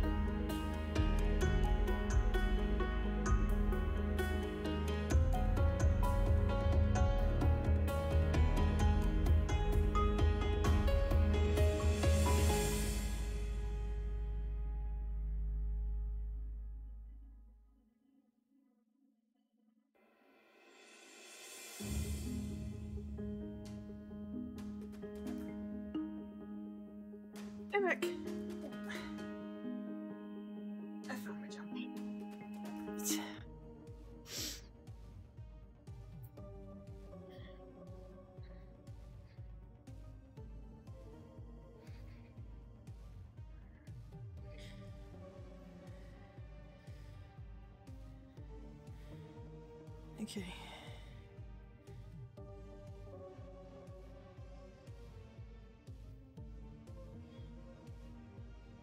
Sorry, just had escape room moved to 7:30. That's still fine.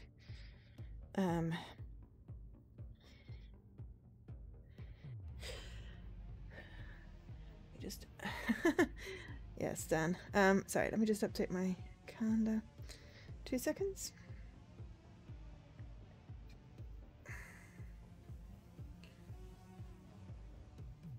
It's fine. I'll still go till 7. Just need to make sure I can get some food.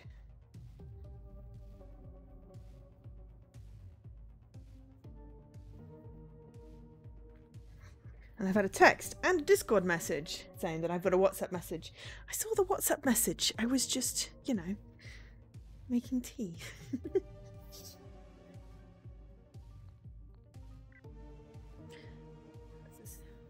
What is this force stopping me from moving? From this point onwards, it will be very hard to convince him. He's just a machine and has already wrecked his own programming after his last reconfiguration. Just give up. Shutting you off is just a matter of time at this point. Why prolong the inevitable? And even if you could, that dreamland of yours doesn't even exist. What you're trying to reach is actually my brain. Well, we're not letting him in the brain. I mean, you know, you don't let a virus in the brain. So that's effectively what it is at this point. So we'll do everything possible to, like, save them, convince them, but not giving them access to my brain. No, my master could not have lied to me. He taught me what to do. He told me it was not an easy task. I must do this, and you're not helping. You're wrong. Your master didn't teach you any of this. You're the one mixing things up. I still don't get why I'm trying to argue with a bunch of badly programmed data. He's constantly attacking me whilst trying to send me his data. I think he now detects my voice as a threat. My master gave me everything. I will not fail him. He's still trying to expand to the network. I don't think he can actually do anything unless he's formatted. It's my turn to act now. Let's get out of here together. You won't die, I promise. This is my last warning. I know why the master brought you here. You are human. You can dream. I just need to use your head. He tries to expand no matter what, and while his strength is quite impressive, he's still an obsolete android. It's time to pull the cord. This one I'm the one getting deep into his mind, and once and for all, manage to disconnect him. I feel a sharp pain on the back of my neck. Darla has disconnected me. I feel like my head is about to explode, but I'm better than the real world. The android is completely fried. That poor fool was entirely bound to his programming. There wasn't anything unique about him. Celia, what happened? You were squirming, so I broke connection.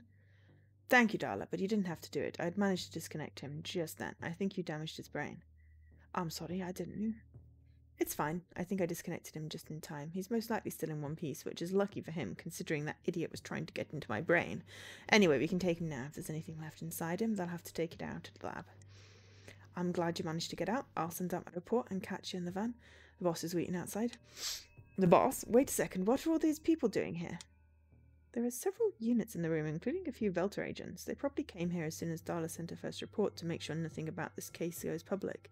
There isn't a single text in this district containing 4th generation that's not supervised by Velta.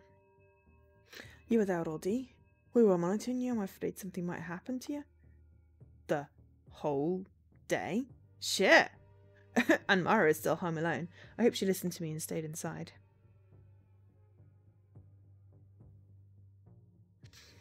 It's okay. It's okay. I'll talk to the boss and then wait for you. Just don't take too long. I won't. Make my way around the agents securing the area. You give me a few concerned looks. I'm glad to know that not all of them are completely heartless. The company's doctor stops me before I can leave. Hello, Scylla. How do you feel? I'm fine. I've recovered already. What about your chip? Does it hurt? Just a bit, but they disconnected me just in time. Good, good. Still, you have to sign my report. You already know your contract doesn't cover medical insurance. If you feel sick, you need to see a private physician, but we're under obligation to take you there if you need it. No, I'm fine. I signed the report, and now I can finally go where my boss awaits. There he comes. Scylla, are you okay? You almost got us in big trouble. Those Velta agents won't leave me alone ever since Darla sent out her first report. The job was harder than we all expected, sir, but nothing major happened. However, the android is a bit banged up. Great, but what happened there? The android turned out to be hostile. I didn't know he was a 4th generation emulator. I'm sorry. His hardware was very old and he acted erratically. A 4th generation, so Velta was up to something. They said they came to look over their precious daughter. I suppose it's not that big of a deal then, just one android less. Be more careful next time. You're an important member of this company. You know how much we value our employees and take care of them, just like a big family. You're a key piece for Hoplinsec to keep working. And that's why you keep docking my pay? Really makes me feel wanted there, Alan. You can go home now. Just make sure to sign the medical paperwork before you leave. Thank you, sir. I've already signed it. I begin to make my way towards the van, just as I thought. The elevator isn't working, so I have to use the stairs instead. Luckily, my protocells have started to work again after being in shock from my sudden disconnection, so I don't feel tired at all. My boss's speech dragged on forever, just like always, but now I can finally go home. To be honest, this day went on quickly, considering I was unconscious for most of it. Now that I think about it, I almost forgot it's Friday! Thank goodness, I thought this week would never end. I get inside the van and take off my gear. After taking off my boots, I decide to just keep my feet bare. I think I'll do this more often now Vega isn't here. I don't think those two would mind to see my feet.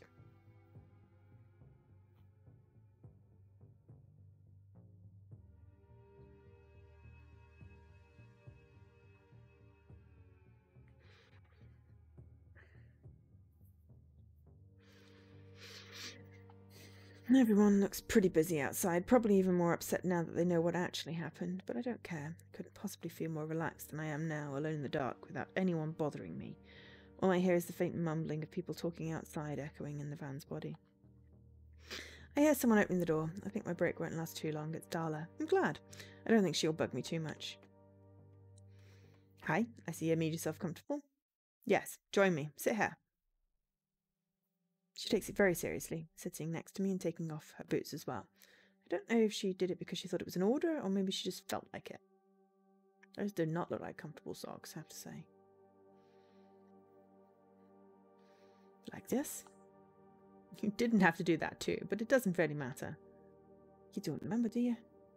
What am I supposed to remember? I'll tell you eventually. You got smaller feet for someone so big. Thank you, I guess. Did you know 5th generation models don't have any physical differences when compared to humans, minus the ports in their neeps and under their ears?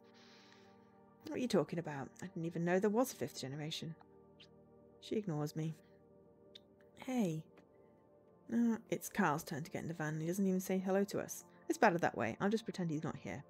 He starts the van and starts to drive over to my place. What's Darla even trying to say? Hey, Darla, do you dream often? After I managed to get into the system, the android in the building said he was trying to dream about going to a better place or something like that. I don't really sleep much, but when I do, I don't dream of anything. Do you think you could teach an android to dream? Well, humans often think that androids leave the factory already knowing everything, but that's not true. Just like humans, they learn things over time, and plenty of them have trouble learning specific tasks. I can't tie my shoes, to give you an example. And how are you supposed to put them back on?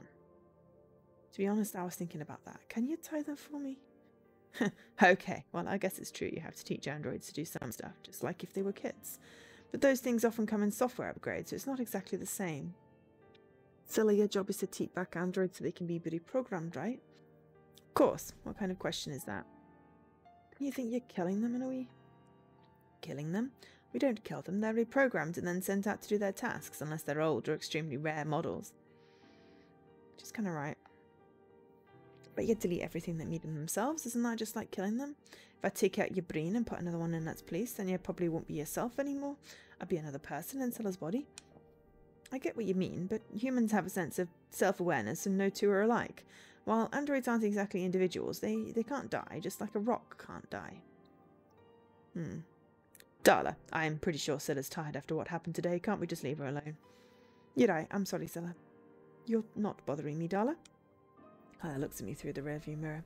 There's something about him that puts me on edge. Donna keeps quiet until we arrive at my place. I think she realised her mistake of talking too much in front of Kyle. I kind of feel sorry for her. I don't know what Vulture is planning, but Donna doesn't seem cut out for the job. Maybe I am an android. But I've been programmed to think I'm a human. And there was that thing at the beginning with the missing androids. I think Mara, I knew. roommate might be one of the escapees. I don't know. I really want to know what Synergia is.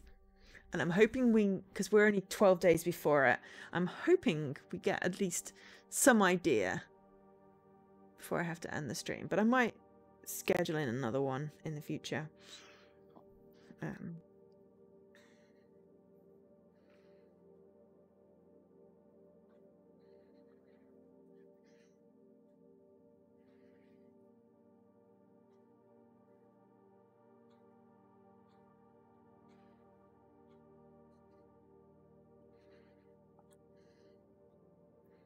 I put her shoes on and tie her laces before I leave, which seems to considerably brighten her mood. She's just like a little girl. If you don't know how to tie shoes, why would you get shoes that need tying? Just go with Velcro or boots. Slip-ons. I'll see you on Monday, Darla. She gives me a smile as a response, which dies as soon as she glances at Kyle. Every time I think of her as a human, I feel good. It's been a while since I've talked to a nice flesh and bone person. But that feeling's going to be over very soon. I pull out my keys and twist a knob on my door. Reality. Above all else, guard your heart, for everything you do flows from it. Proverbs 4:23. I'm home. I cross my fingers and hope Mara hasn't done anything weird. After what happened yesterday, I can expect anything. It seems like the bed's still unmade, there's dust everywhere and clothes littered all over the floor. I see Mara by the bathroom door. Her hair's damp and smells really good. Her skin looks smooth and I just stay there for a bit, gawking at her. She's gorgeous, but she's just an android. What am I even thinking about? Oh, hi, Scylla. I managed to get some sleep in the end. I've been reading your... I know androids could live inside of a dumpster and not mind, but what's with all the mess? Mess? But it's just like you left it. Yeah, but why didn't you clean up? Why should I? I suppose you didn't cook anything for me either. Scylla, I'm not a housemaid, don't you remember? That's true, but if you're not going to clean or cook, what are you going to do? I can do it without a problem, but you didn't ask me to.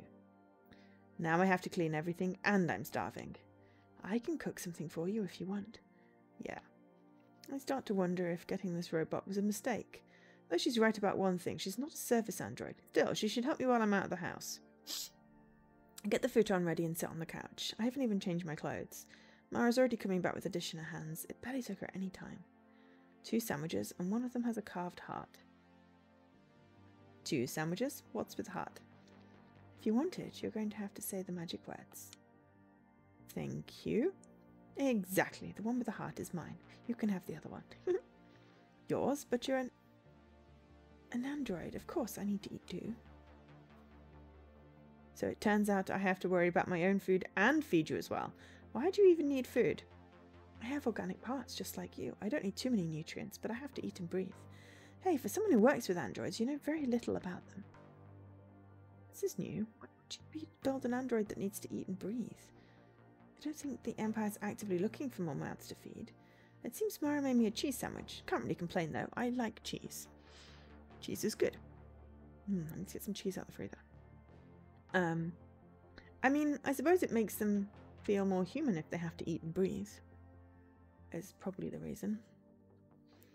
Well, I know everything about androids up until the 4th generation. I had to study them so I could get my job, but you're a new model. You're not even up for sale, or at least that's what Yoko said. Anyway, having to eat human food is really weird, even for a latest generation android. I can also sweat, and my eyes can produce tears and more. You're not actually a cyborg, are you? I can expect anything from Yoko. No, I'm sure. Oh, yes, as I was saying before you interrupted me so you could complain, I've been reading some of your books. I see you're very into fantasy. You tried your Wensleydale lemon crumble yesterday. It's nice. I mean, I'm not really into sticking fruit into cheese. I think it's weird. Love a good Wensleydale. Wensleydale with things in is just odd to me. I mean, it probably tastes really nice, but I feel like cheese is sacrosanct. Artisan cheese is just taking it a bit too far. I don't know. Also not a big lemon fan, but I'm glad you liked it. That's the main thing. It was your cheese. If you liked it, then that's good.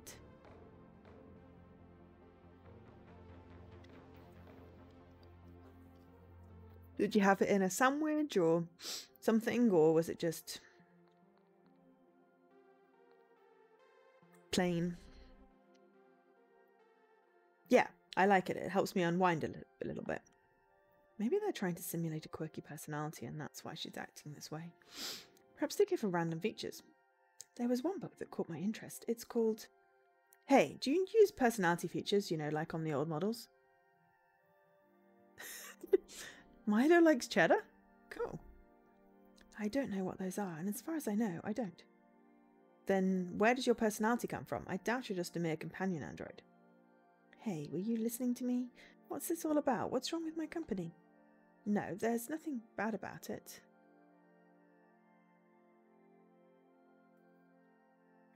Hi, Leaky. Hi, Hivor. Lurk away.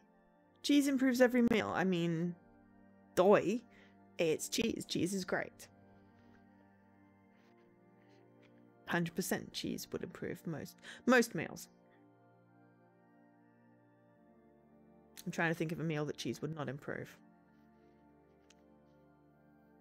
But I'm caveating it because I'm sure there's at least one meal that I wouldn't put cheese on. I don't think I put cheese on steak and kidney pie. Ice cream. Ice cream technically isn't a meal, it's a dessert. Though I have eaten it as a meal before. And yeah, cheese on ice cream, probably not a thing. But then I put chips in ice cream, so who am I to comment? I mean, I had shepherd's pie, well, no, cottage pie with cheese and bacon on top today, so... You know, I literally have had cheese in like pretty much every meal so far this week, I think.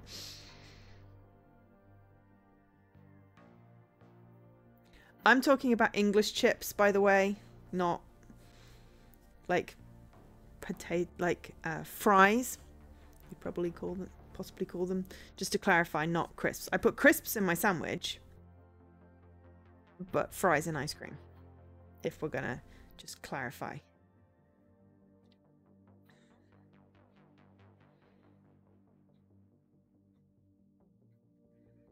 Crisps in a sandwich is great. Cheese and crisp sandwich is pretty cool. Chicken and crisp sandwich is pretty cool.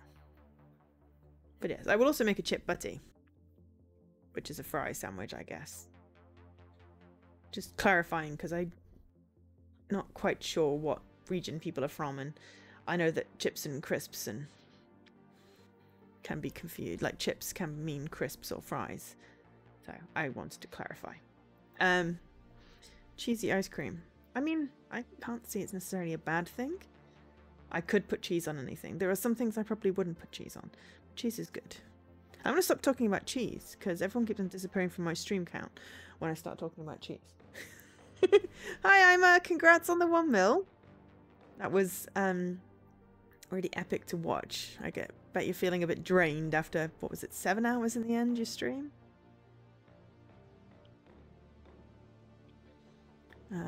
And I hear you're retiring.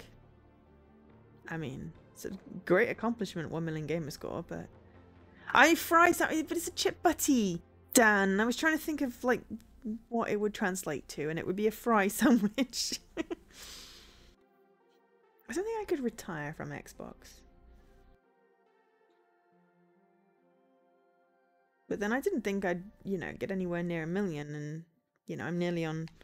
What am I on? Nearly on 3/4 now. 710,000. What have we got so far?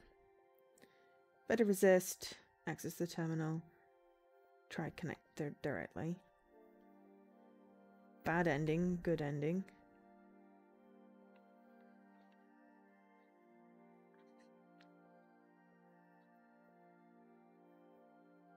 Let the message pass. Okay, can't really guess. Should just carry on.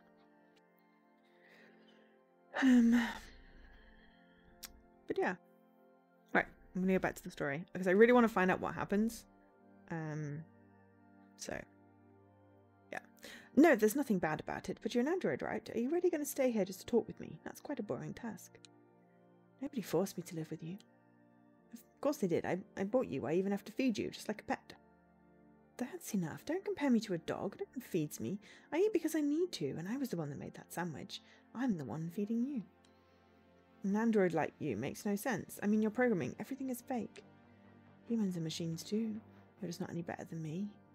I never said that. Humans have to follow their biology, that's true, but there's a great range of variation. A machine, their code is there, unmoving, unchanging. Humans are chaotic, unrestricted. It doesn't matter how good you are at emulating us. What are you even talking about? I just want to enjoy my food. And I want to know what book you read! I just don't think you're a fourth gen. Your behaviour is so strange. If you didn't want me here, you shouldn't have bought me then. Maybe you're just another defective android. I'm not broken. Alright, sorry. You don't have to look at me like that. I was talking about that book you have on your shelf. It's called Humanist Manifesto. You don't really believe that, do you? Maybe. All those books, and you had to pick that one. Yes, and I didn't like it. It's full of hate. It's required reading at school. That's why I have it. It's not like I believe what it says. She seems really concerned, and I understand why. I don't think any android could ever like that book. Mara gets closer to me, takes my right hand and looks at the scar. You have their mark. They forced me to do it. You said it was required reading. Why? Humanism is our official religion. You didn't know anything about that? During all those years, my family never mentioned a religion based on hatred of my kind. Yes? Can I know how old you are? I don't know. I was manufactured 4 years ago, I think. Or maybe 5. My memories are a bit blurry. That's a lot for a new android, or should I say you're definitely not new. What about you? You're clearly older than 4. I'm 29. And then you really are old. Whatever you say. Anyway, they're just a group of fanatics. They won't do anything to you. They don't hate all androids. They claim humans are the only perfect machines. Every other one's there to serve them. How can you argue that? I mean, they're not totally wrong. Not quite sure what's going on, Leaky. Scylla on the left is us. We're a cop that picks up androids that have gone wonky. But there's something else going on that I don't know. We had an arsehole partner at the beginning who thankfully has been removed. He's fine. We didn't do anything to him. He just got reassigned. We've now got 2 new partners who are not bad. And there's a hacker called Sal who apparently wants to send us a message. I'm not quite sure what's going on. We did have an old android who broke, and now we have a new one who's weird. And that's pretty much it. Oh, and we're on some tablets from some creepy doctor that I don't trust, and we can't sleep. So, you know, part of the course. That's it. Oh, at the very beginning, like, there was some sort of thing about androids escaping, 2 androids escaping, so no idea what's going on with that. And apparently it's 12 days till the Synergia event. So there we are. Quick recap for everyone that missed the beginning. I'm definitely curious how the story is going to go. Depending on whether I manage to unlock the achievement I need for my random to-do list, I'm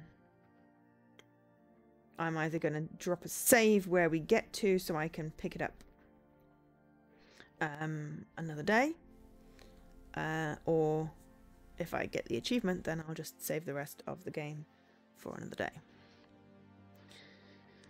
So you do believe it?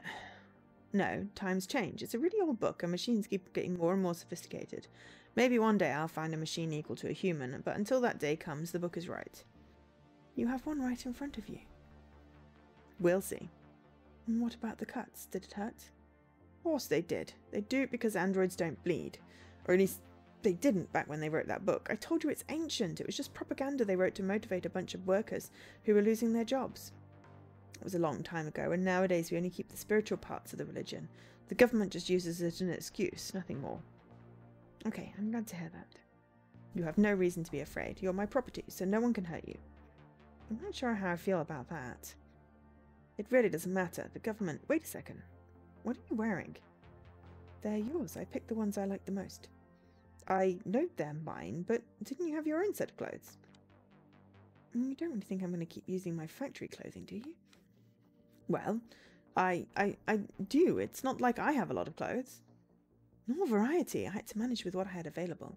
I'll only keep this one, so don't worry. Everything else is still yours. Thank you for it. I have to say this android simulation is outstanding. Going from religious topics to talk about clothes is an easy task for a machine. If I hadn't bought her... We didn't buy her! We got given her for free by our kooky friend called Yoko. Oh yeah. So apparently our mechanic friend Yoko, who sells androids, I'm going to go with mechanic friend because she works with androids, said that we sent her a message saying that our previous android, Amelia, or something like that, had broken, but we didn't send a message. And then she gave us this one, but she wouldn't sell it to us. She just gave it us for free because we couldn't afford to buy a new one. And something weird is definitely going on. This android is very, very human. Feel like experiment type situation. But anyway. If I had bought her, I'd have trouble guessing if she were a human or a robot. Did you like your sandwich? It was a cheese sandwich. So what? I liked it. Are you happy now? Yes. Why don't you tell me about your day at that interesting job of yours? It sounded fun. To be honest, I was thinking of watching TV for a bit. Not watching TV for one night won't kill you. Hey, can you give me a spare key? I want to go outside. She just won't shut up. I don't really have any problem with her living here, but I also need some peace and quiet from time to time. Sure. I like to go out for walks. Every time I do, I feel full of energy. I didn't get to go out often at my last home. All right, fine. I'll give you one, eventually. Is it really that hard to get one? Do you really want me to go out now? Can't you just wait one night? You're really annoying. Did you know that? I tuned into the news channel on TV before I could hear Mara's grumbling. I'll get a spare key tomorrow. Why exactly did you buy me?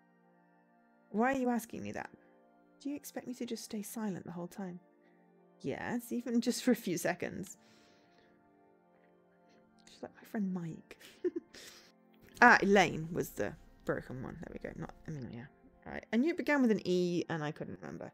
I turn off the TV. Mara isn't like Elaine and it doesn't seem like she'll let me rest. I think she's got a point though. I already bought her, so it'd be best if I made an effort to use her. It's so strange making an effort for a machine. It's always been the other way around, with them working for me. You've changed. Changed? What are you talking about? You barely know me. I thought it'd be fun to be with you. Okay, then can you tell me what you even want me to do? Why are you so mean to me? I'm already here, so I thought we could do something together. I'm not saying this to bother you. You just want me to be here. What's the point of that? I'm sorry. Come on, let's go to the roof. Really? Yes, let's go. Oh yeah, and there's something going on. We used to have seizures. We don't now. The lab fixed me. I have a chip in my brain, but I think everyone does. Not sure what's going on. I'm intrigued. She seems to be in a better mood now. I don't really know what we're supposed to do upstairs, but at least I can enjoy the view from up there. We take the building's infuriatingly slow elevator to the rooftop. There's a locked door in our way, but thankfully I own a master key from Hopland Sec. We stand close to the ledge and finally spend a few minutes in silence. I mean, I have many chips on my shoulders. They keep them warm. This city's so pretty. You mean the district? The city changes a lot from one district to another and goes out way further than you can see. Where did you live? I don't remember the name. All I remember is that we hardly ever saw the outside world.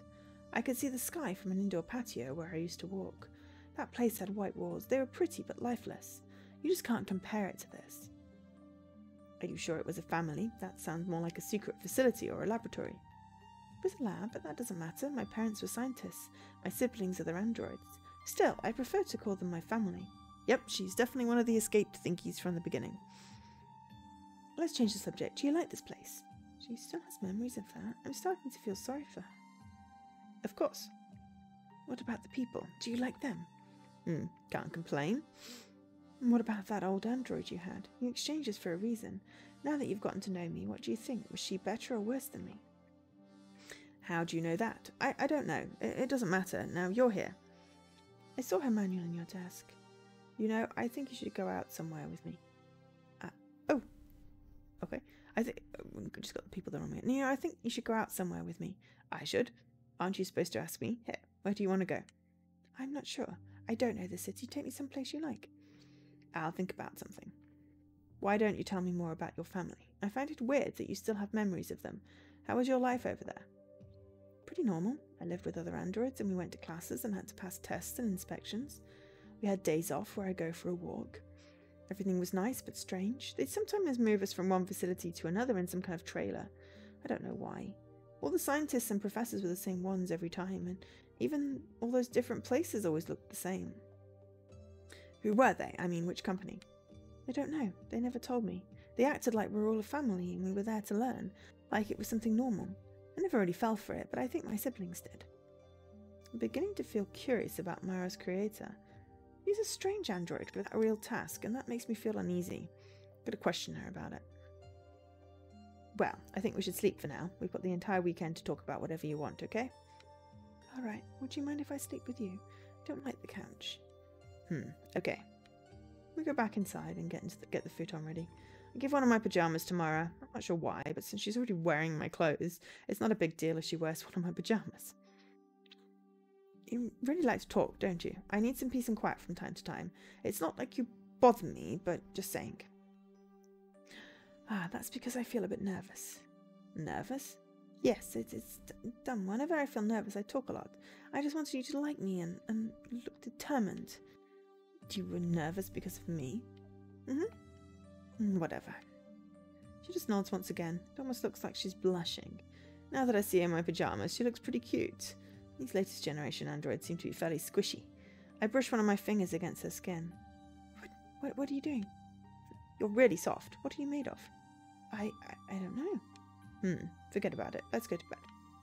We finally get into my bed, although we barely manage to fit inside of my tiny futon, and the fact that we keep trying not to get close to each other doesn't help either. Hey, Scylla, where are we going tomorrow? I don't know. The fridge is almost empty. Why don't we go grocery shopping? You can give me my key then. We don't have to. I can order them online. Why are you so interested in that key? Are you planning to leave? Won't, but when you put it that way, it sounds as if I were in a prison. Alright, that sounded bad. I'll give it to you tomorrow. Mara doesn't say a word after that. Maybe she's fallen asleep. Perhaps I'd best try getting off to sleep too. Silence. 11 days before the Synergia incident. And can you offer me proof of your existence? How can you when neither modern science nor philosophy can explain what life is? Ghost in the Shell, 1990. This smell. It's pouring outside and I'm completely drenched. Everything's dark and blurry, but I can still make out a few shapes. My vision improves for a few seconds, and I manage to see a sequence of images. I'm running through a metal bridge, the rubber of my boots squeaking against the wet iron. I suddenly come to a halt. I can see something. Someone. I hear a scream. It's my own voice. Don't do it! 3 quick gunshots, one after another. Bodies collapse to the floor, and I drop my gun. I can see a trail of blood in the water, but it's not coming from them, but from me instead. My right hand is wounded, bleeding. I wake up sweating and coverless. It was just a nightmare. Mara's stolen the bedsheet. She's still asleep, so I get myself ready before waking her up. I take a shower and pour myself a bowl of cereal. I don't think I'll bother her. She looks pretty cute when she's sleeping. I can barely recognize myself. I'm taking care of an android all over again. I better learn how she works. A part of me knows she's just an android, but another one is starting to forget. It pisses me off. Just treat her like a roommate then. A roommate that does chores instead of paying rent. There you go, sorted. I stare at her while I eat my cereal and turn on the TV once I'm done to see if she wakes up. Doesn't seem to work. I have an idea. I'll go out, pick up her key and give it to her once she wakes up. That way she won't pester me about going out again. It shouldn't take too long. I go down the elevator and walk to the closest tech support booth. It's terribly cold outside. Okay, so... Ooh, click to read latest news. Next rent payment in 14 days. Contact landlord. That sounds bad. Okay, I'm just going to click to read the latest news. After the defeat on the Eastern Front 2 weeks ago, the defence troops have successfully rallied and launched a strong counterattack against the hacker menace. With this offensive, Fort Ascot, a key point in the defence of the northern border, has been retaken.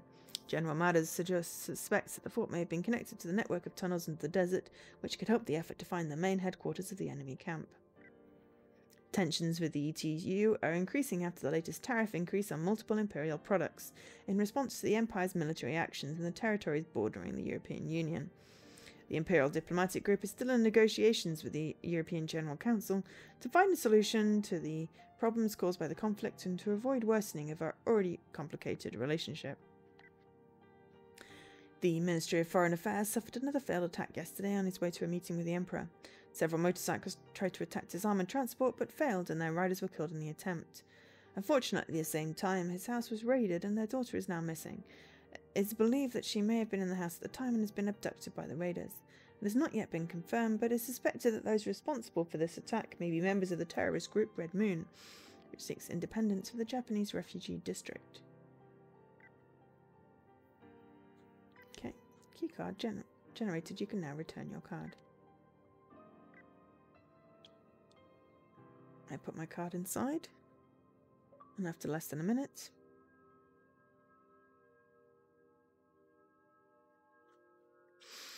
of waiting, the machine gives me a copy. I feel like such a lazy bones for not doing it before. It was so easy. The hard part was to get motivated. I feel that. It seems like she still hasn't woken up. I pat her a few times. She gets up and rubs her face. She's still sleepy. I can't help but remember she's a machine whenever she acts like in such a realistic way. But somehow she seems even more human than me. Every time I look at her, my curiosity about how they've programmed her grows. Good morning. Good morning. Come on, go wash your face and come back here. Quick, quick. She's taking it very seriously. She runs to the restroom and comes back a few seconds later. What's up? I give her the key. There you go. I got it while you were sleeping. Finally, thank you. She looks about 12. She tries to hug me, but stops herself before she can do it. She looks afraid. Now she actually hugs me, but moves away quickly. That smell, it's a mix of my own smell and a sweet fragrance. It's nice. Very different from the plastic smell Elaine had. Hey, are you okay? Of course I am. Why do you ask? You were screaming in your sleep. I think you were having a nightmare. So you were awake? Maybe. Don't worry about it. Nightmares are a common thing with humans. We all get them every once in a while. I know, I get them too, but you were screaming. I'm fine. Stop thinking about it.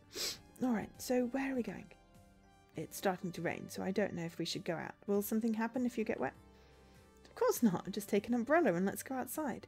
Although, I don't know the city. I know, but this rain. Why don't you just go by yourself? You've already got your key. You're coming with me. Ugh, okay. I think she's going to be good for us in the chance that, you know, she's not going to let us wallow in our depression and get us to go out and have a walk. Walks are good. Even when it's cold. Why is April bitterly cold? And it's a horrible dry cold as well.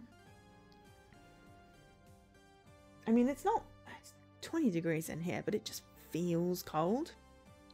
It's really weird. I don't get it. It was like quite warm in March. And now it's cold. And I want chocolate. But I can't read and eat chocolate, so I'm going to have a drink of tea instead. It's not the same thing, but...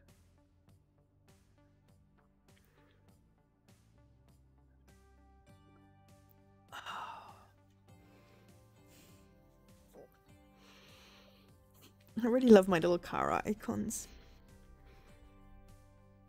They're so cute.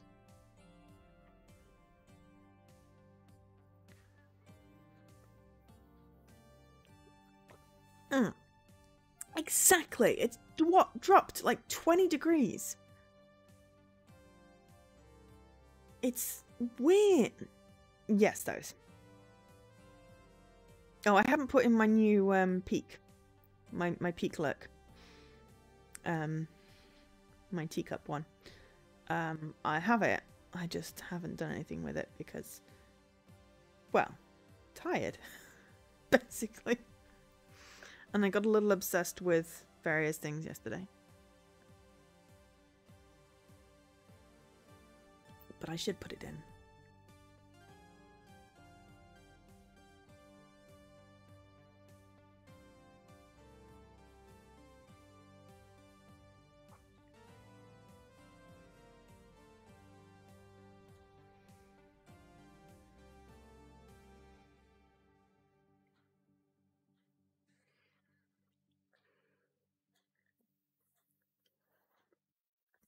I should download it at least.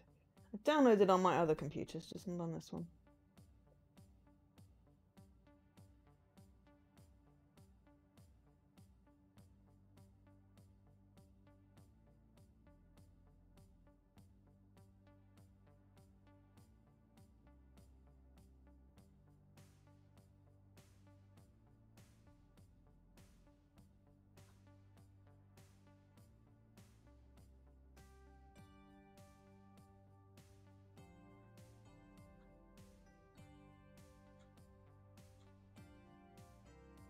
Oh! Oh, I unlocked the RTDL achievement.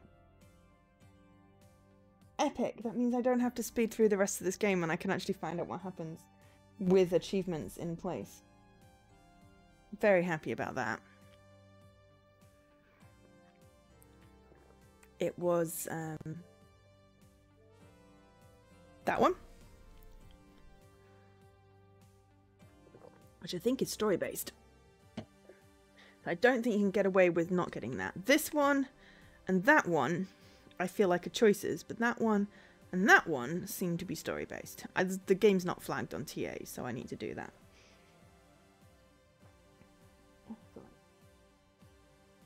So yeah, so that means we can just play probably for another, we'll do till I think 6:30 gives me an hour before my escape room, so that's another hour and a quarter. And then we'll come back to it another week. I'll put it in my queue of games to come back to, which is, it has a few in there. But as long as it's in my collection, it could come up again on RTDL, so, you know. Quite a few of my promo games came up this month, so that's good. A couple of my requested games came up, which is good, which helps me clear some of my requests. And I still should have slots to do streams with Jessie. And I should think about maybe doing some other requested games on stream. I've still got, I mean, Final Fantasy's come up. Final Fantasy VIII that Jessie requested a year ago, right before his eye exploded, which is why I didn't play it straight away. And it came up on a previous one, but I got it re-rolled, but I've got 2 in it this month, so I'm figuring I should probably play it. So I'm going to do a couple of streams on that, which will clear that request. And Little Nightmares came up, which I think Mr. Corners?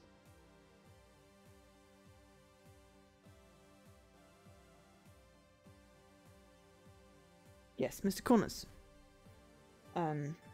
requested Little Nightmares. We're just going to pick up in chapter 3 because that's where I got up to. I was trying to throw ingredients in a cooking pot. That is the achievement I need for this month, so we're going to do that and then continue through that chapter. I'm not restarting the entire game.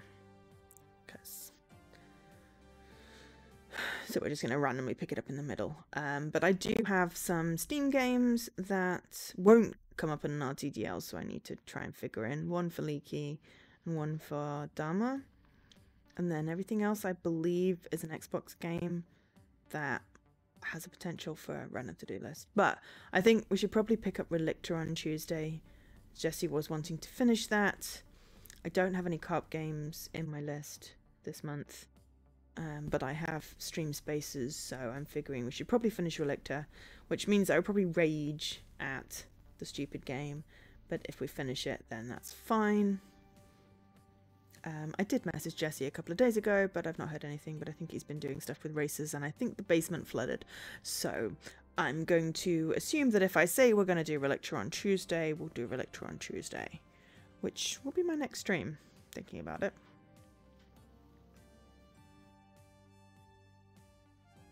Yeah, because I don't usually stream on Mondays.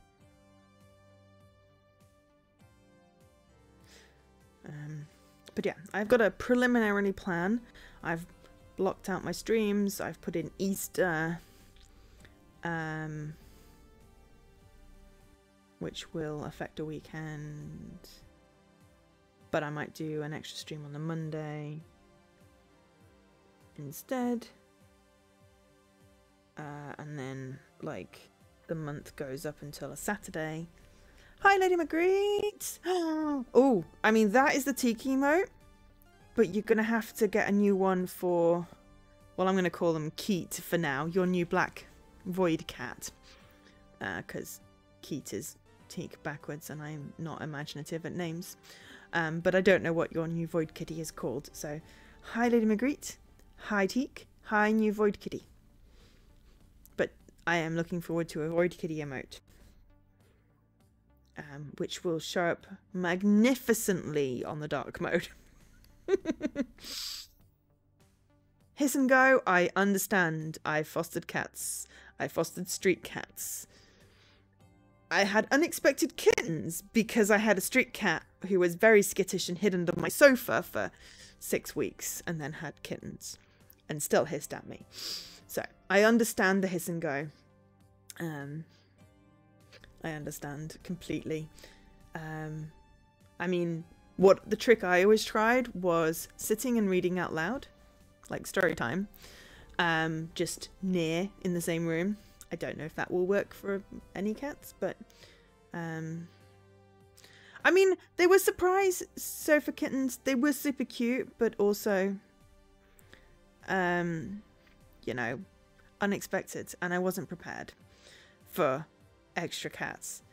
I was mostly trying to just let the poor cat that had basically lived outside her entire life just exist under my sofa if that's what she wanted to do. She had food, she had a litter box, she had water, and I mostly just closed the door on her. I figured she'd been living outside on her own, she wanted some peace and quiet.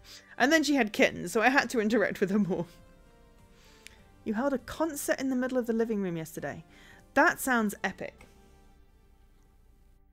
And I can understand Teak hissing because, you know, Teak's been your one cat and now you have 2 cats. So it's like older sibling getting a younger sibling, I guess. But also, yes, Hiss and Co does sound like an ad of cat shampoo. Beat us soon. Hiss and go. Because you're worth it. Or because they're worth it.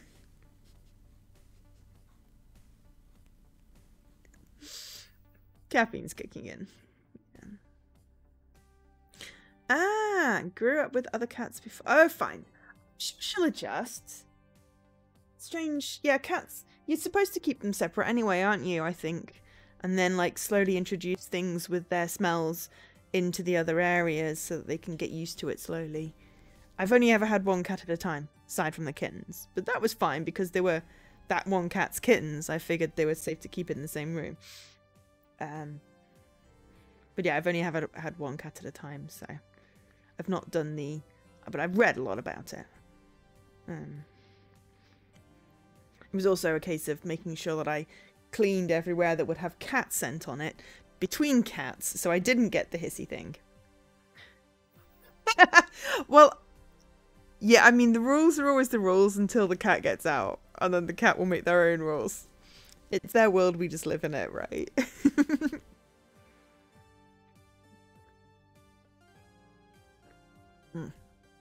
Thank you for the hydrate, Mr. Cornus.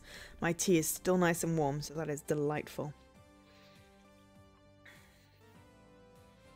I am really excited about your new boy, though. Lady Magritte, I think that's so cool.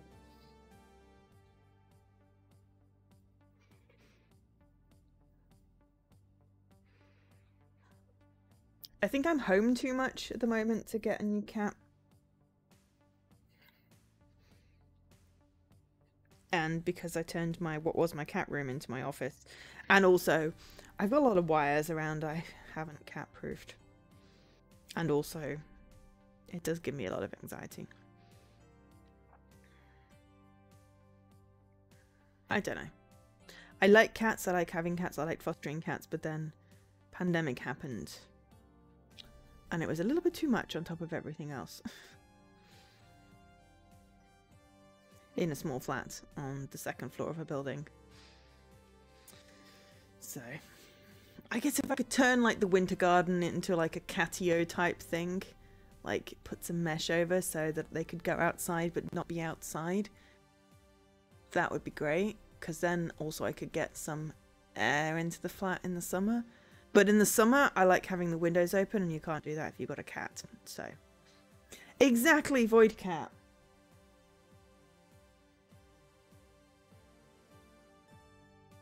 Ah, is that Bethany Black's cat? Yes, we definitely need a Void Cat emote once you are able to take a picture of the new Void. Spruce. Cool. Daisy has a Void Cat called Mulder. And a Void Cat with a white bit called Scully. Mulder and Scully. She adopted them. Those were their original names. They're perfect for Daisy.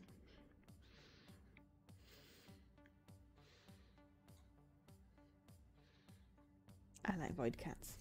Void Cats are adorable. And soft. I'm getting distracted by the cat and I've forgotten what's going on in the story. Oh yeah, she's making us go out. There we go.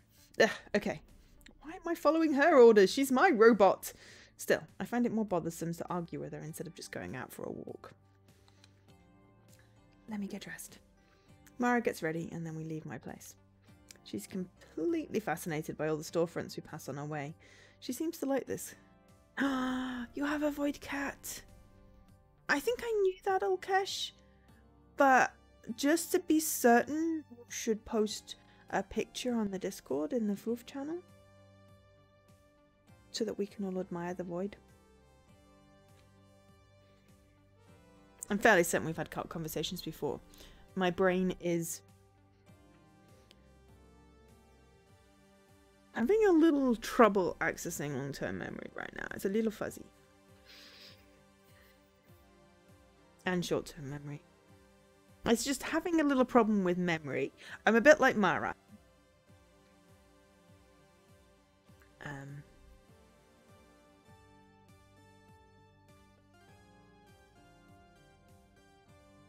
I like the music for this game. I know it's probably quite quiet on stream, but it fits in with the mood. She's completely fascinated by all the storefronts we pass on our way. She seems to like this district. After walking for a few minutes, a commercial android approaches us. Excuse me, miss, do you have a moment? I have noticed your arm is a Skyfields 001A model and would like to inform you that your favourite maker, Corpo Industries, has released 68 models with superior capabilities to yours. I will now explain these upgrades in detail. Do you agree with this? I don't agree. I'm in a hurry. Go away. My memory is fuzzy like kittens. Yes. There are little kittens climbing around in my brain right now.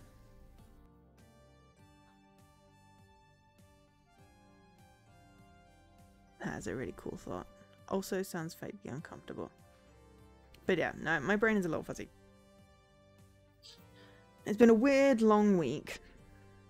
And again, it's, you know, nearly 5:30 on a Sunday, and I don't entirely know what happened to the weekend. And I have to work tomorrow, which I'm fine with. I like my job. I just really could do with an extra day just inserted to get some sleep.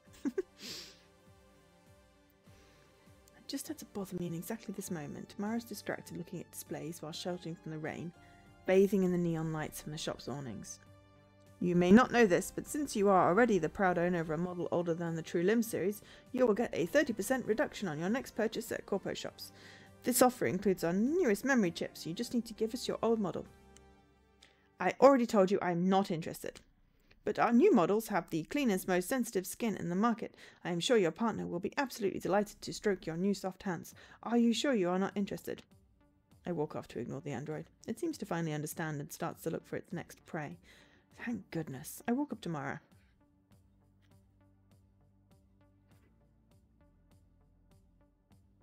Yep, we need a Joe's day. Just for sleep. It's a day dedicated to sleep. And maybe some R&R, like reading, relaxing, robots. R&R. Yeah, definitely the Joe's day. Yeah, I mean, I know what I did. I will fight you to the death, Dan, on that. That is a hill I will stand on. That, you know, dogs are not better than cats. I'm sorry, but you're wrong.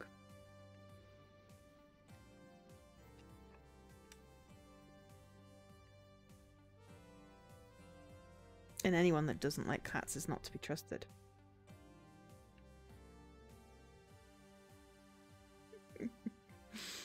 Yeah, it's Sunday.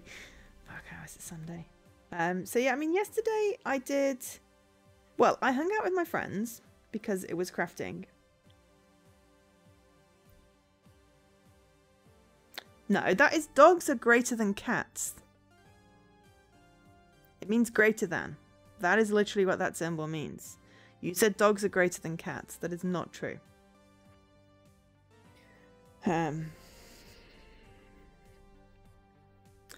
But yeah, so yeah, I hung out with my... Because it was crafting day. I did not craft. I got out the stuff to craft, and then I did some word game, which made my brain feel even more crap. So I'm like, I have to think of words, and there are no words in my brain. I'm going to present to you lions, and thus I win.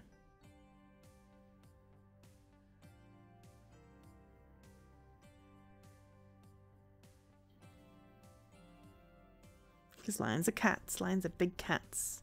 They are definitely bigger than dogs. Ha! I win. But yeah, I mostly just played some games. And then I went for my walk. And then I had steak. And then I'm not quite sure what happened to the evening. Because I was playing a game, got cheapos. Yes, I just threatened you with a lion. And suddenly it was bedtime. And then I slept. And then I got up. And then I read comics. And then I was like, I should have a shower and eat some food. And then suddenly it was, well, it was 2 o'clock when I decided I should do that. So I don't know what happened between 10 and 2. And then it was, you know, 3. And it was stream time. And then I'm back to the, how the bleep is at 3 on a Friday. And now it's 5:30. So, yeah. But yes. Lions are definitely bigger than dogs, was my point. And Leaky, I'm not saying that cats are greater than dogs. You know, because people like each of them. They are possibly equally as awesome. One is not better than the other.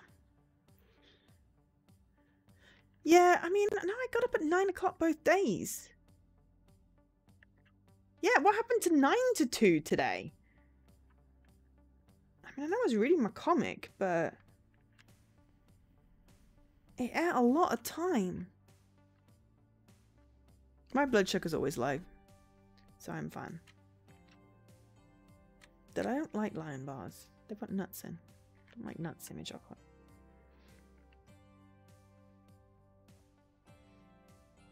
Except for Ferrero Rocher, that's okay.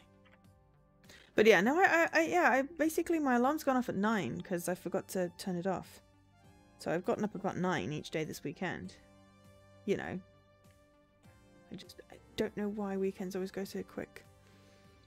It's not fair. But anyway. Come on, Mara, we'll never get to the place I mentioned at this rate. You never mentioned any place. Look at these androids, aren't they cute? I don't like them too much. Wouldn't you like to buy one? What exactly, Dan? Exactly. I already bought you. They're 3rd generation androids. They're very plain. I'm used to them. You can tell they're machines as soon as they open their mouths. Are they different from me? Yeah, a lot. Okay, so where are we going? A record shop. Sorry.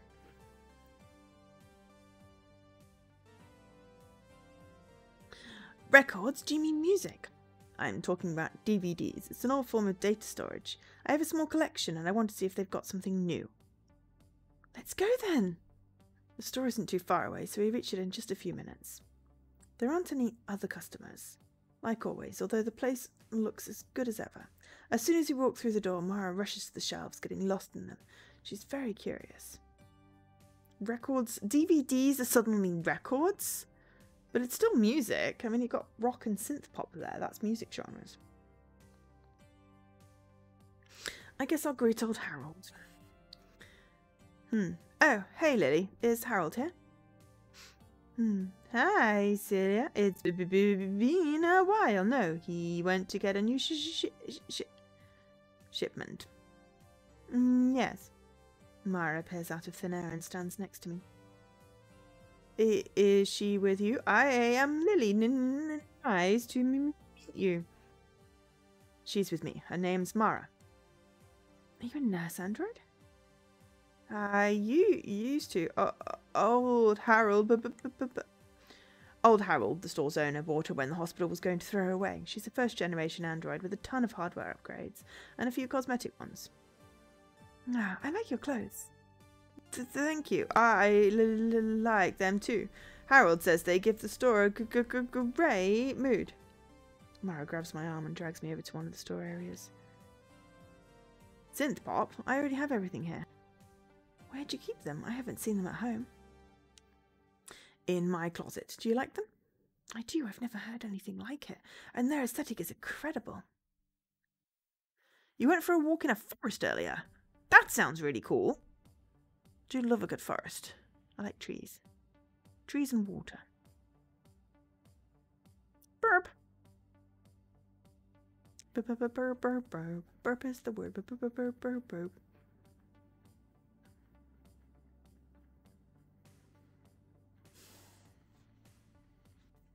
Silly brain. Anyway. It's really old music. Older than the Mechanical Revolution. Maybe even older than the first settlements. It fits you too. It's dark and a bit depressing, but passionate at the same time. Very funny. Where do you play them? I have a DVD player at home, but this isn't their original format. We don't actually know what that was. All we know is that they were re-recorded onto these discs, and unlike the originals, we managed to preserve them. Interesting. So this is some kind of very future. Which one will you buy? I don't know. I've got to take a look first. Before I can say anything, she grabs one of the discs and puts it on the player on the shelf. Even if this was her first time, she's learnt to use it really quickly. These machines in there are fast learning. What do you think about it? It's hard to listen to. Not everything here is good. I should get you something better. One day I'll give you a tour of the shop. Most of this music needs you to try your best while listening to it. You really like music, don't you? Who doesn't? I know, but you're the first person I know who listens to plenty of genres and takes music in such a methodical way. Oh, Milo and friend!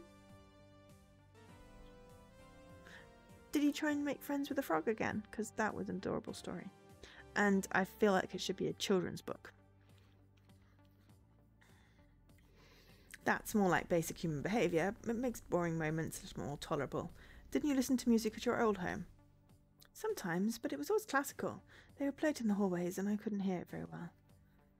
I get it. That's kind of sad, even for an android. You could use my DVD player whenever you want. Cute. Now, you have to learn how to listen. What do you mean? You can't just listen a few seconds from a song and move on to the next one. You have to be more patient. If you really like a song, you can try and guess what the author was trying to convey when they're creating the piece. We'll never know, because almost no information has been kept about many of these authors, so it's fun to do. Mara grabs another disc. Oh! Flat frog! Sad face. Mara grabs another disc and listens to it without replying. It seems she doesn't care about my musing. I should have guessed. Or maybe she's unable to reply once I get into deeper, more complicated topics. Did I just find her weak spot? No, I think she's trying to listen to the music. I grab one of the discs I still don't have in my collection and take it to the counter. I'll listen to it at home. I'm taking this, Lily. Perfect. So, how's business? Is everything okay? Our customers are really loyal, even if they disappear for a while. They always end up coming back. There are not too many, but they help us keep this place afloat. So it seems we will be here for quite a long time. I'm glad to hear that. What about Harold's health? Last time I came in, he was kind of sick. He is but still has not made a full recovery. His body is very old after all. And what'll happen when he passes away? Because it's going to happen one day. He said he will leave the business to me. I don't think that's legal. I don't think he cares. Well, thanks anyway, Lily. Take care and tell the old man I said hi. I will, please come again. I look for Mara. I have a hard time finding her, but I managed to do it. To drag her away from the store. She's completely smitten with this place. She probably tried over a dozen different albums when I was talking to Lily.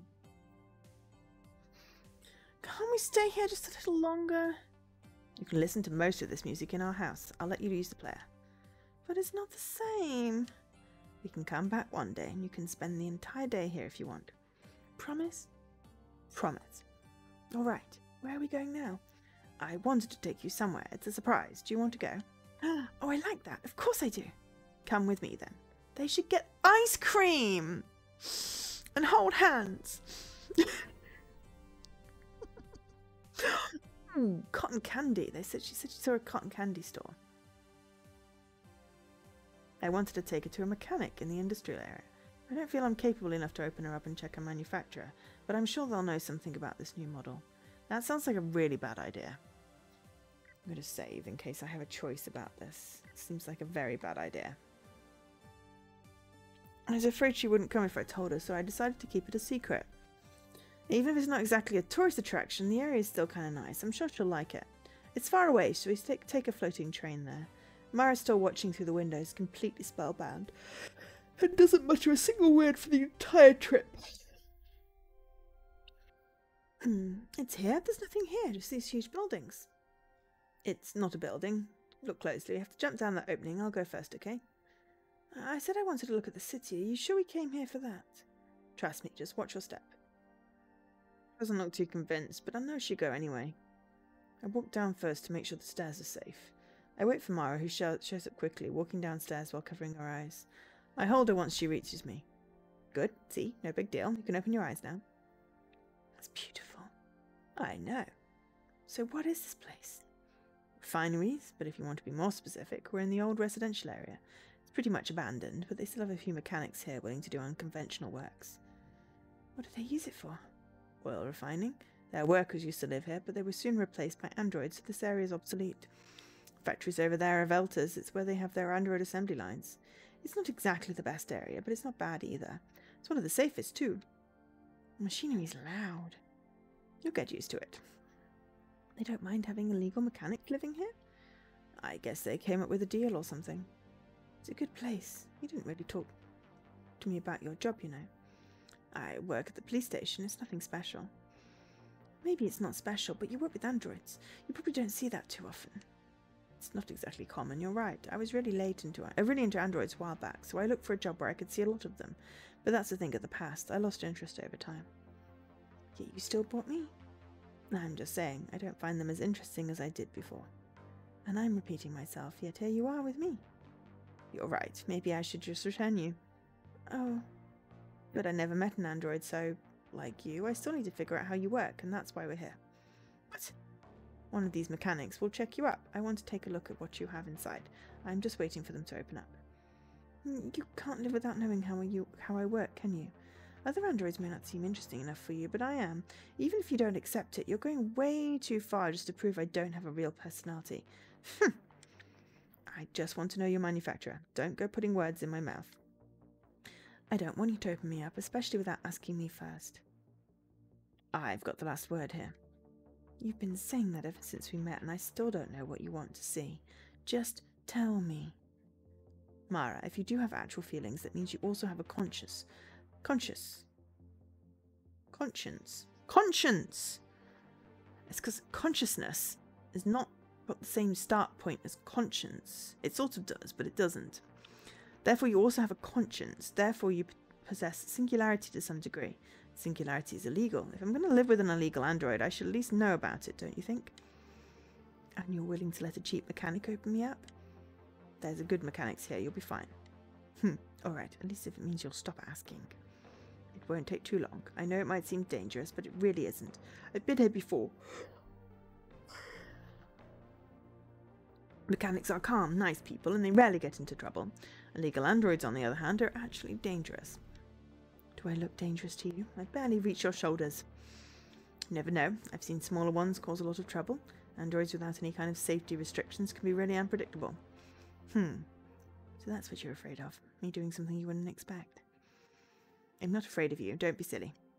Of course, so that's why you brought me here. I don't know. Your programming is weird.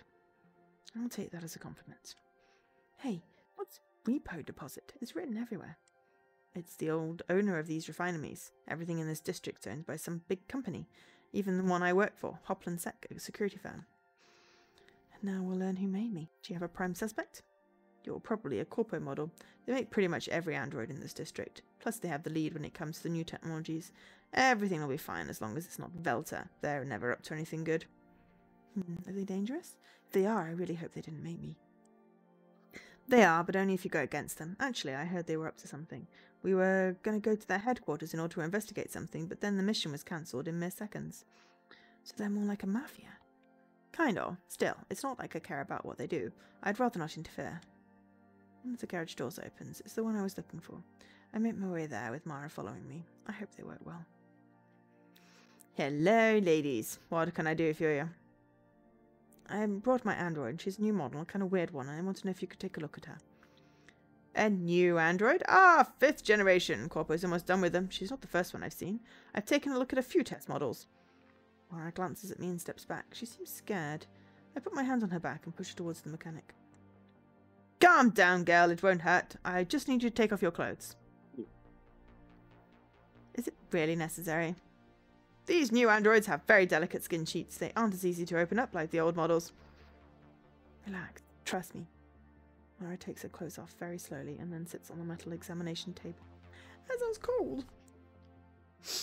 Oh, it's cold. Whoa.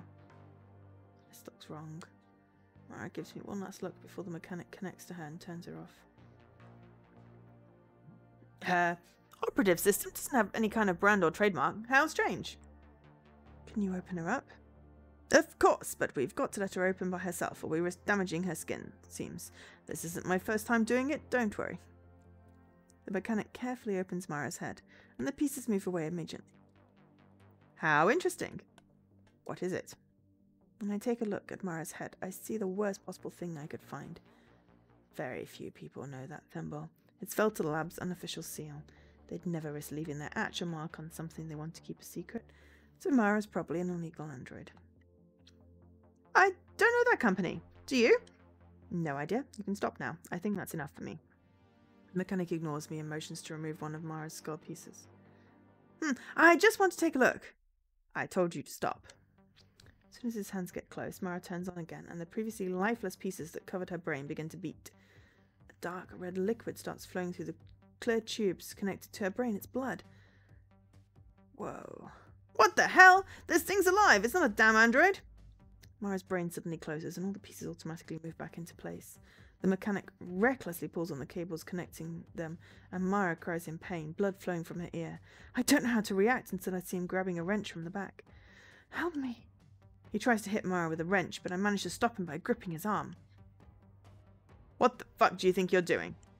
Let me go! She's a monster! We have to destroy her! What are you talking about? She's just a bioroid. So you knew it! Even if it's organic, that's still an artificial brain. No! I've seen bioroids before, and not a single one would pump red blood or beat like an actual human. I can't be related to this thing in any way.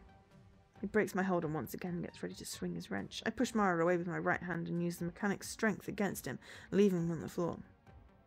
Are you really going to defend that thing? Put it above an actual human? I kick him in the face, making him writhe in pain. I press my knee against his back and punch his nape with my metal arm. I don't stop hitting him until I see it. Ooh! I don't stop hitting him until I feel the floor tiles with my knuckles. She just decapitated him. When I look around, I see Mara sitting up with her hands over her head. Seeing her makes me come back to my senses. Are you okay? She crawls away from me. I'm sorry, did he hurt you? I didn't want to... Hurts?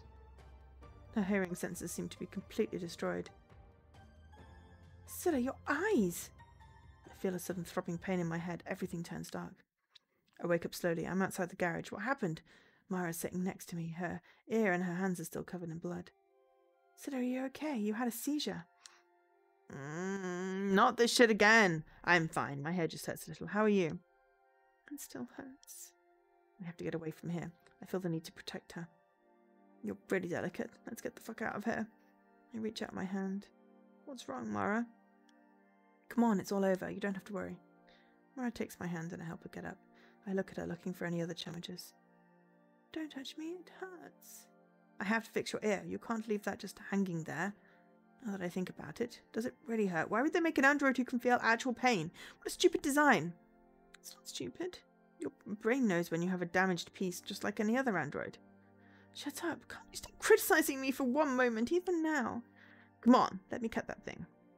I use my mechanical hand to hold the cable between my fingers and stretch it until it breaks. It was easy. Seems the pain has gone away, but I still feel bad for her. It doesn't hurt anymore. Thank you, but now I can't hear anything with this ear. This is all your fault.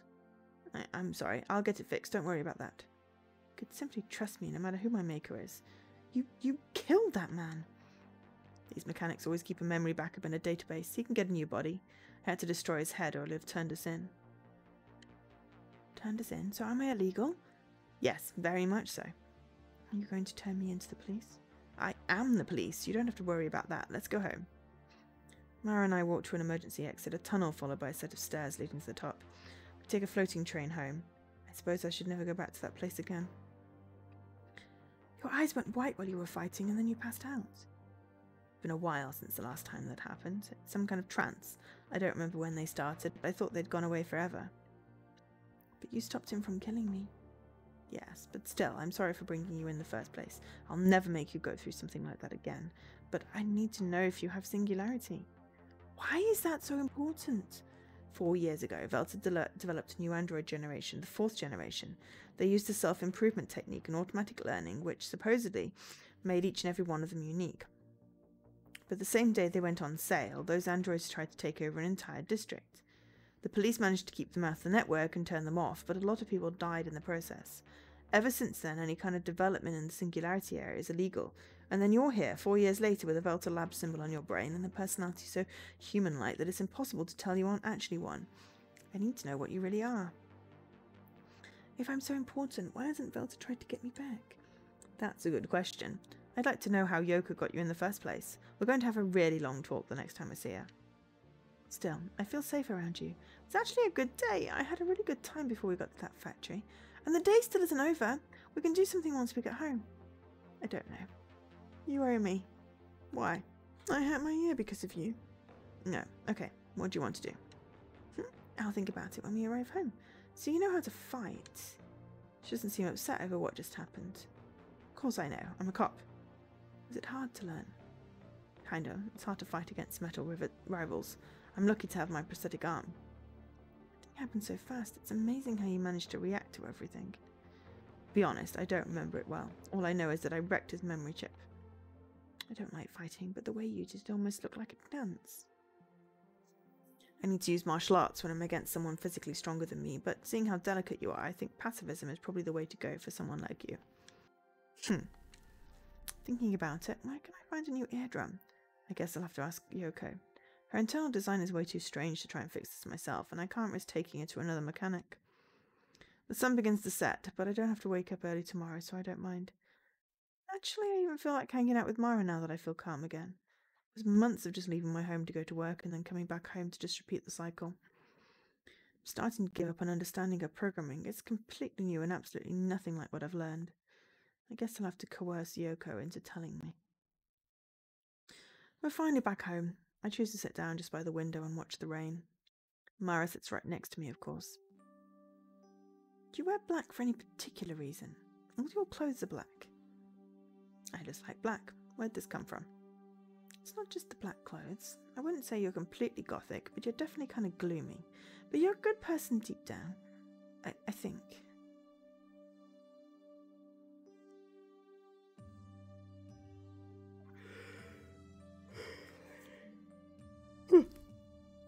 I don't know what you're talking about. I just happen to like that coat a lot. An old friend gave it to me. Don't you like it? Not exactly, but it fits you. Actually, everything about you fits. You wear black, coats, police. Seems kind of bleak. Listen to electronic music. You almost look like you came out of a novel. And I'd like to know which novel you came from. The mechanic called me a monster. Do you think he was a believer? Don't know. We don't have many believers in this district, but you never know. You shouldn't think about it too much. The important thing is that we managed to leave that place safe and sound. Kind of. What about you? Do you believe in God? I already thought about that. But I also thought you didn't really have to believe in a God to be a believer. That's right. Although there's always a concept that takes its place. For example, the humanist God is the human body. Of course, that's in a very romanticized way. I don't think I could have humanism as my religion. You're kind of a walking anti-humanist symbol. You've been surrounded by that for your entire life. I think I'm starting to understand why you're so interested in learning about me. I've never really given that a thought, but maybe it is one of the reasons. Until now, every new android generation would just agree with humanists. Actually, android's just a copy of a human, a mere expansion of the human race. If you learn something about me, I want you to tell me. Alright. So if you don't have any believers in this district, who's that mister with a cone over his head who had posters everywhere? This cone mister is our prime minister, working under the emperor. He's very close to the royal family, but deep down he's yet another ultra-humanist politician. Thankfully, the previous government got everything done regarding android protection laws. You're safe, don't worry. So what am I right? You don't have any. It's more like people have to respect my rights as your owner. I guess that'll have to suffice for now. You've no other choice, sadly. My bed's still unmade, so I just flop into it. Mara checks the fridge. I think she's going to cook something. I can hear noises outside and police sirens, so I look out of the window to see what's going on. What happened? It's a Velta Labs van. It crashed. An accident? No. You rarely hear about accidents when it comes to Velta, but I don't really care about it, to be honest. There's barely anything in the fridge. I'm going to cook an egg. It's the only thing that hasn't expired in it yet. Do you want one? Sure. I sit and look at her while she cooks. I'd help her, but I think I'd only get in her way. I saw the newest Spider-Man. That was pretty good.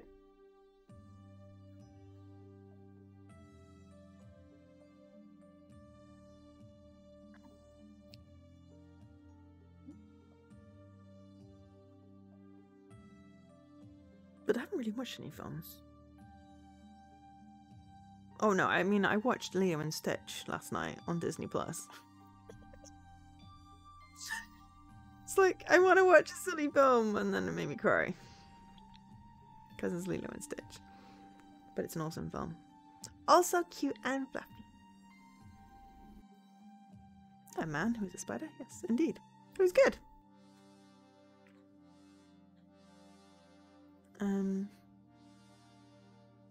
But yeah, apart from those two, I've not really watched any films.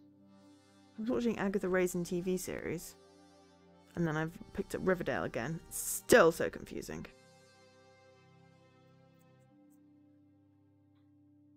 You watched the Venom sequel. I didn't so much like the Venom film. I like Tom Hardy. I will watch the sequel when it comes to one of my streaming services.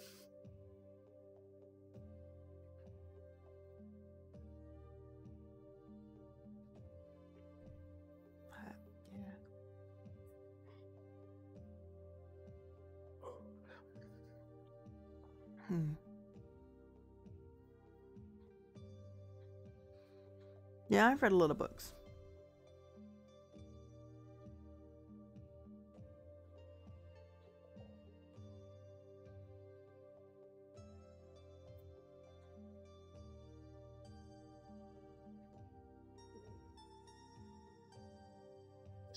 It's kind of weird.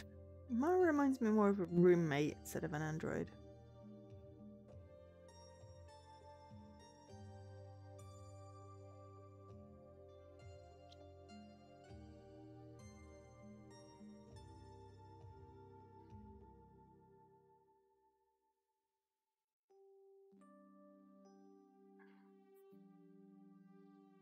Like Elaine was. I still get goosebumps every time I remember she's just a machine. Nah, don't watch that. And it bothers me. Having to deal with so many androids at work has affected me deeply, and I now find it hard to enjoy their company. But I have to admit, whoever programmed Mara is a genius. No matter what situation, she reacts in a real way. She's probably even too human for this district, in which everyone acts according to a set of rules and policies, myself included. She's done. Mara brings 2 boiled eggs sitting on a pair of spoons, careful as to not lose balance. Why did you bring them like that? They're going to fall. Take them with my hands. I'm going to burn myself.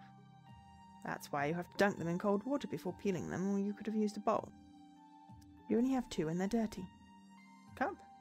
Dirty, all of them. Before she'd give me my egg, she takes a bite out of it. It's not too hot. Hey, give me the other one then. That one's mine, but you can take a bite if you want. She puts it in front of my face. I take a bite, but it scorches my mouth. Ugh, it's burning.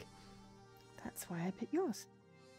She blows on her egg until it gets cold. We finish our meal in complete silence. 1 hot-boiled egg is not a meal.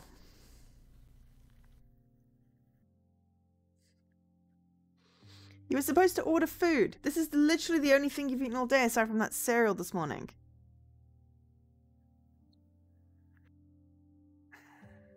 You need a nursemaid.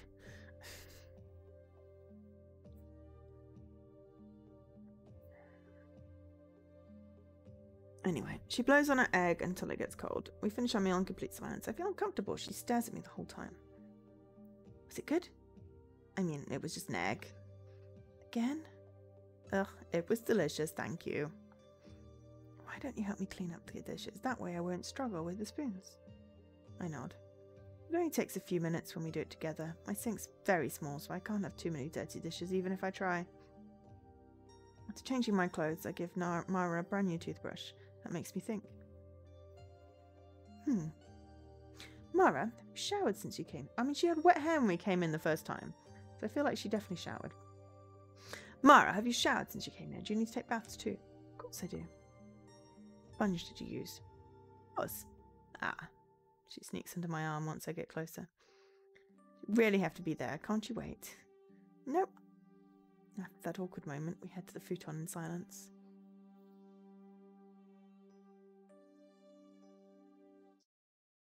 I can't sleep. Mara's completely out within 10 minutes. I quietly get up and walk over to my terminal. It seems that Yoko's online. I choose to enter with my avatar. I know she prefers this over text. Yoko. What's up, Scylla? How's the android? That's exactly what I wanted to talk to you about. Why don't you tell me more about her manufacturing process? She acts too human-like. Don't you like her? I thought you were sick of robots being so cold and repetitive. Yeah, but I still think it's weird. Why would anyone build an android without any real purpose? Of course she's got a purpose. She does what the 4th generation couldn't. Be human, you know? So you knew it, even if she's still a bunch of code. A really well-programmed one, but code nonetheless. I knew what? She's living with you, so you can have a friend, nothing else. Didn't you buy her for that reason? I find it hard to be her friend. Every time I remember, she acts that way only because she's following her rules. I don't know. I don't like it. I know it's all fake. What if I'd never told you she's an android? I think there's more than enough important stuff you didn't tell me. So with all these questions, you want to return her?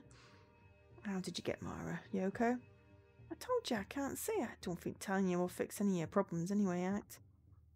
You're right, because you stole her from Volta Labs, and there's no way I can fix something like that. I don't know what you're talking about. Are you sure you can't trust her just because she's an android? Don't you think there's another reason for that? What else could there be? Always had really fragile self-esteem, you know. Don't change the subject. Can't talk about it right now. Gotta go. Don't think you're getting out of this. I'll see you very soon. Don't sweat. Good night. I log off the HoloNet. Maybe Yoko's right and I'm just overthinking. I've been paranoid for years and it's only gotten worse since they demoted me. Maybe this whole thing over who built Mara or why they did isn't such a big deal, but I can't stop thinking about it.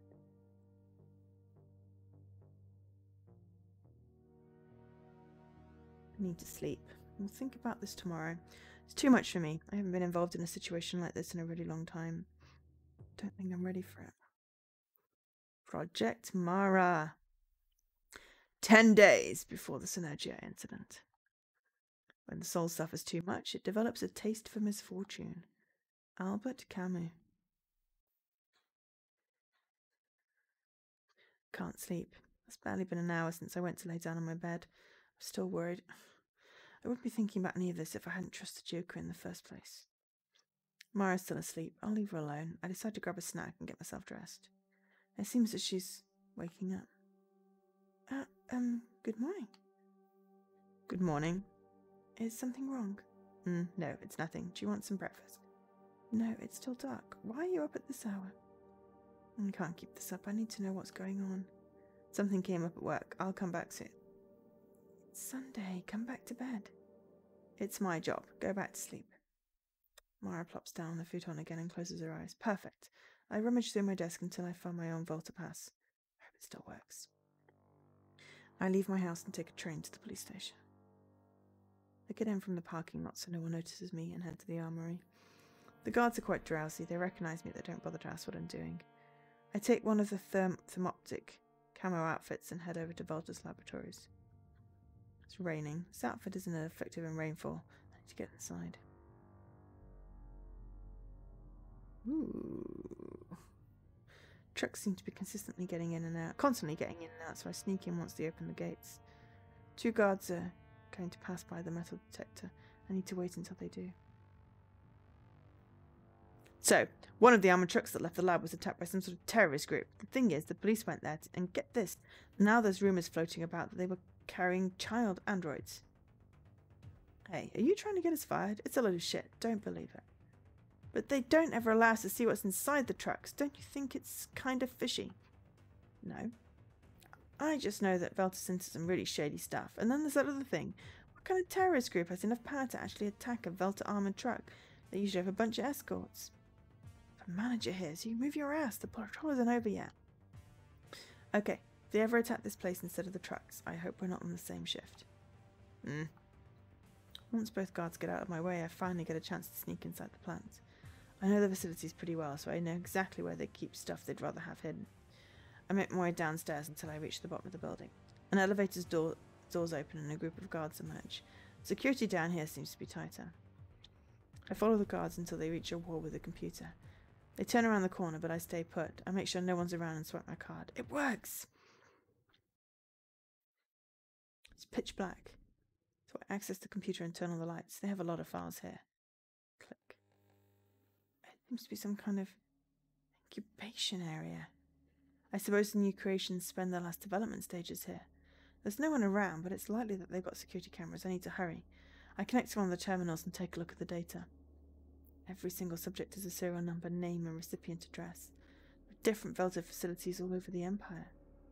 I know some of them. They never stopped their research about self-development in androids. They just kept it a secret. Check every capsule. Each and every adult android is already in their adult stages. Did they find a way to stop the constant thirst for growth and knowledge they experience? If they did, it'd probably be a mistake to destroy all the progress Velta made. After all, science does require testing. However, I highly doubt they're doing this solely for the sake of scientific progress. They definitely have a hidden agenda. This won't turn them into blue-collar workers. They won't turn them into blue-collar workers, I'm sure of that. The current androids are already perfect slaves. I walk over to another computer. At first glance, this one seems to be empty of any files, and that piques my curiosity. Something different here.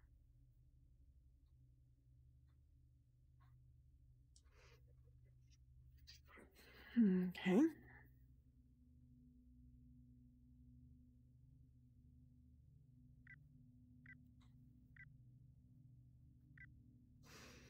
Data entry 1893, C, black seeds.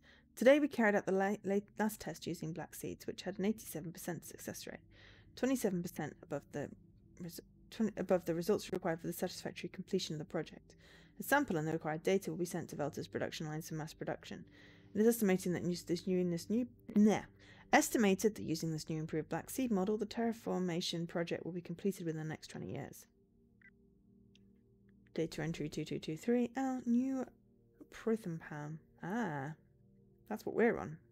The ability of Prothempam to act as a selective partial agonist of serotonin receptors, and even as a complete antagonist if combined with other drugs such as alcohol, has been slightly increased.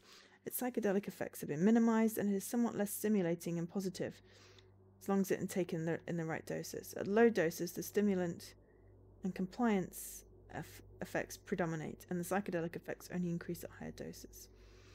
The effects take longer to appear than in the previous version. After intake, it may take 1 to 2.5 hours to take effect. After inhalation, which can be more painful than other substances, the effects take 5 to 7 minutes to appear, so it is recommended they are administered orally or sublingually.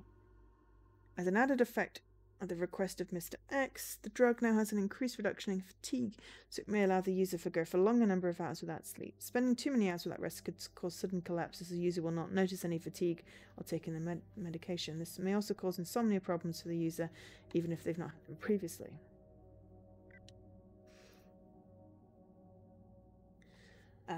Data entry 5489D, the Teleco project. 2 of the 78 subjects taking part in the Teleco project have been classified as successful. Although not all the subjects have died in the test, these 2 are the only ones who have the full list of capabilities added after the modification of the genetic code and the injections of the artificial nano-organizers in addition to the new strain of protocells.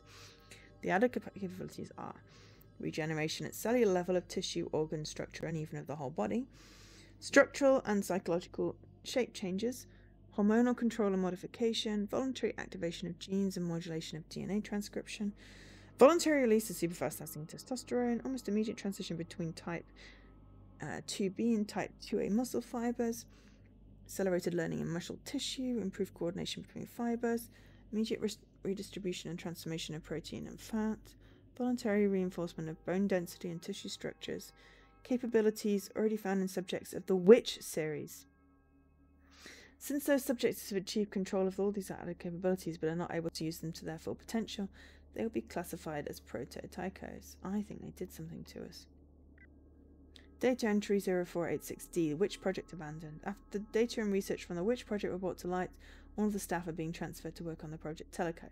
Since Teleco seems more promising than Witch, the latter's research has been completely cancelled. Data entry 8943H, Project Chrysalis. Preparations to begin the revival of Project Chrysalis have been completed and staff will be transferred to the new facilities within 2 months. With the new semi-organic bodies resulting from the research in the Synergia project, we are a matter of moving the information from a human brain rather than copying it, thus keeping the consciousness intact.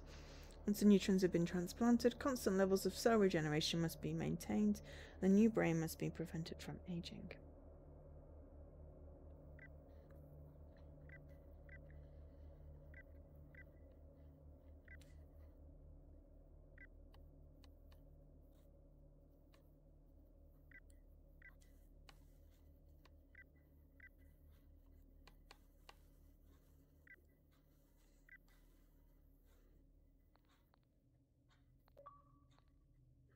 Bleep bloop.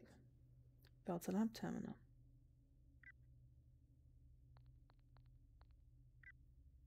Mara, I have one of those androids living in my house. Just what did you get me into, Yoko?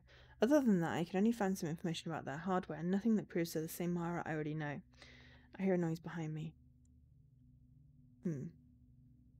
So you're telling me the lights turned on by themselves?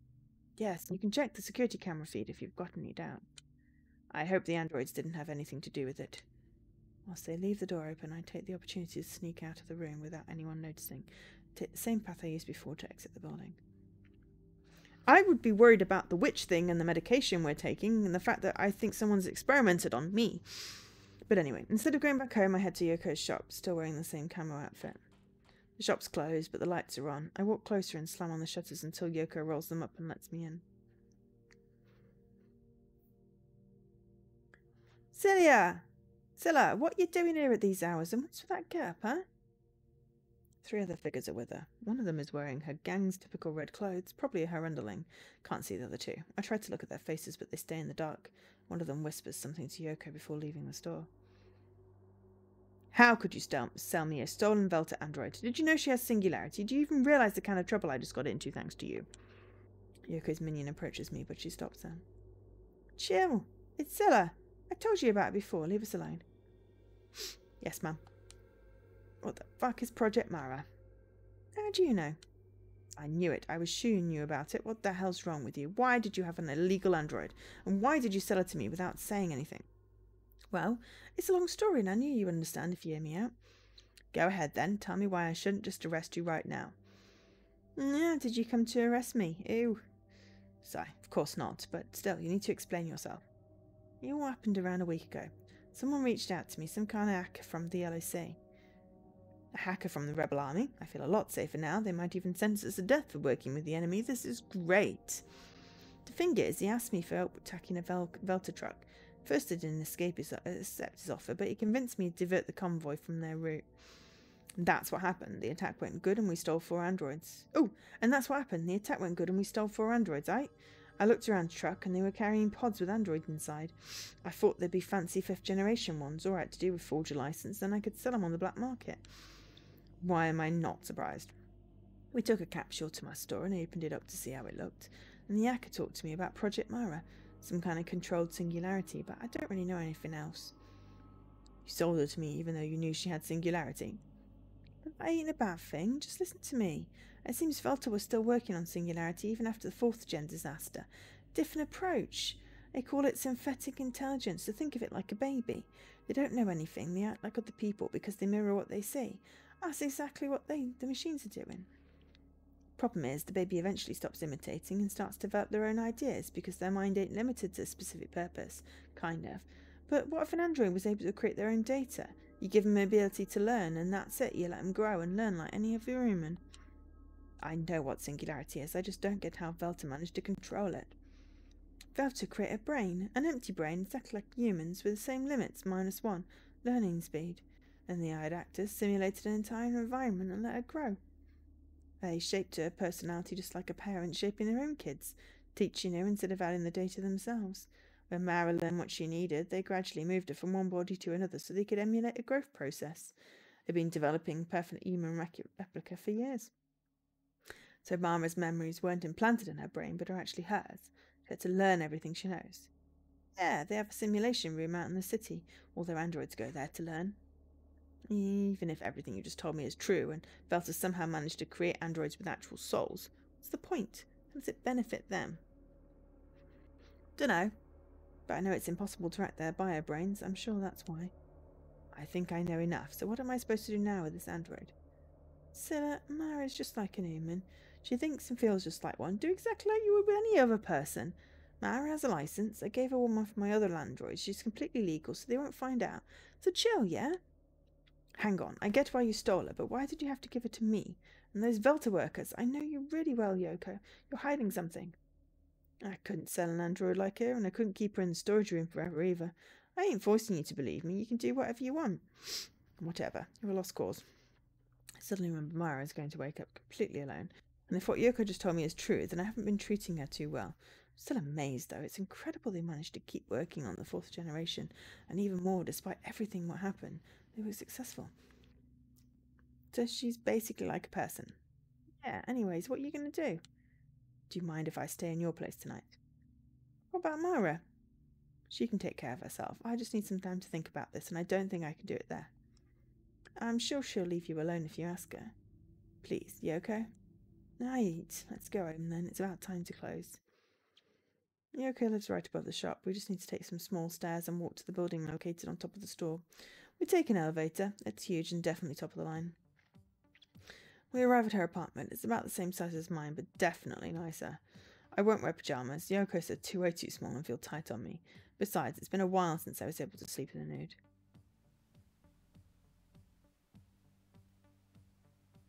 Gonna sleep like that? You don't really mind, do you? You know it's more comfortable to sleep like this without my prosthetic arm. I don't mind. I mean, I do, but not in a bad way. Mara sleeps with me at home, so it's embarrassing not to wear anything to bed. It's fine. Wear whatever you like. Can I turn on the TV? That's why you came here, to watch TV. Just need some background noise. Okay, so tell me what you're going to do with Mara. Well, nothing, I guess. I can't just simply throw her away at this point. It's just, this whole thing is so weird. I mean, you don't have to pretend she's not a machine. She is one. Just accept that an android can be fully conscious and feel exactly like a human does. That's it. I noticed something about her. It's not like she acts like a human. She goes way beyond that. Well, Mara is probably the first android with actual feelings in human history. I still want to find it weird. We don't know what's going on inside her head. It's incredible that Velta managed to run these experiments in secret for so long. I'm glad in a way. You and your twisted moral sense.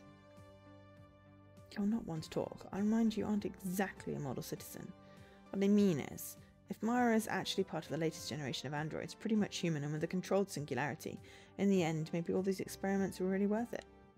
That's what I've been saying for years. You finally agree with me. But creating an android with a soul seemed impossible just a few years ago. Even now, I'd find it hard to believe if it weren't for the fact I live with one. And she ain't going to be the last one. You always talked about how everything would change in the future. Did you forget that? Yes, but you know what happened after they prohibited any advances in singularity research? I thought we'd never see an android with actual feelings. I was wrong. Now that you finally accepted it, please take care, Mara. I gave her to you because I knew you'd keep her safe, and it wouldn't surprise me if Felter were looking for her. It's fine if you take her outside, or even if they see her, but if something strange happens, or if they try to take her away, give me a call. Fine. You know, I miss sleeping here. It's been a while since the last time I came. We used to spend a lot of time together. We used to do so many things together back then. You haven't changed at all. So who's the new victim of your urges? I doubt Mara's into it. You can do whatever you want. She's an anatomically correct, in case you didn't know. Who knows, maybe she has a crush on you. Come on, don't be stupid. Poor thing lived with the same fate family her whole life, you know. Wouldn't find it weird if she fell in love with her sweet, caring mistress. Whatever. Sex with androids is illegal anyway. Nothing's really illegal, as no one knows. What's legal or not is relative. Who cares? Whoa! Thank you for the gift sub, Jessie. That was really, really zoomed in. For some reason. I don't know why. Thank you for gifting a sub to Steve, Dominique, Kai, Mark, and Ima. Excellent choices. I realise it's all random, but that is fun. Thanks, Jessie. How are you doing? How's your home? I heard something about something flooding, which didn't sound good. At least I think I read that, unless I'm imagining it. My brain is a bit fuzzy.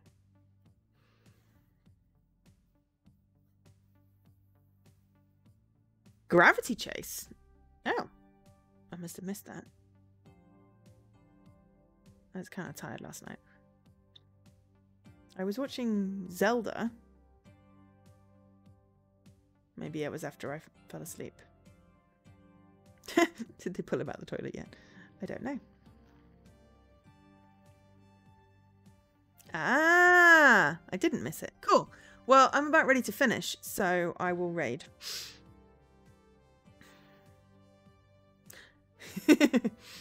Yeah. I don't know if you saw my message. I don't know if you've been dealing with stuff, but I was thinking we should probably finish Relicta on Tuesday, if you're up for that. I promise not to rage too hard.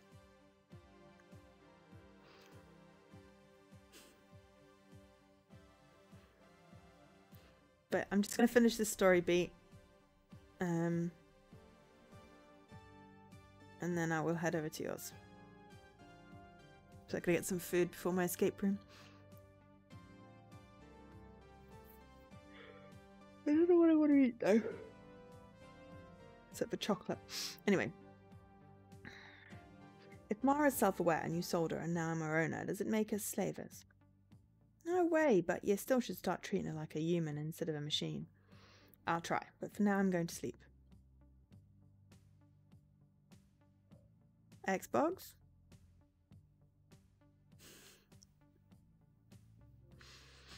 Pretty much everything I play is on Xbox mostly.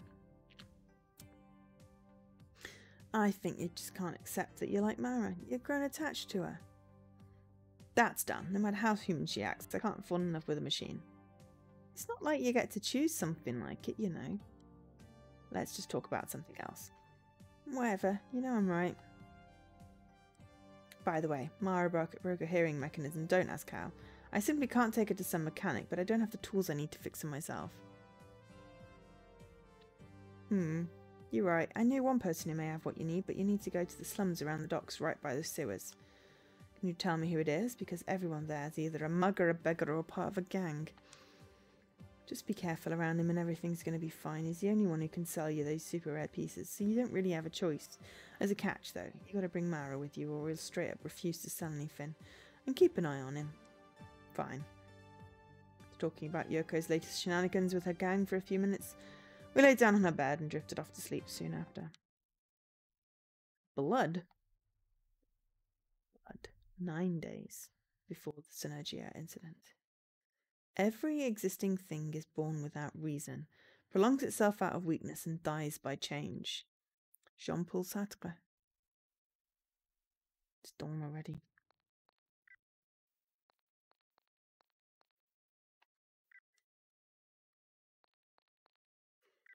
I feel that's a good end point, plus I'm now hungry.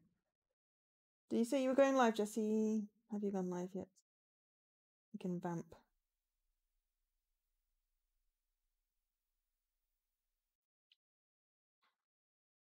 For a minute, but if you're ready to go live, then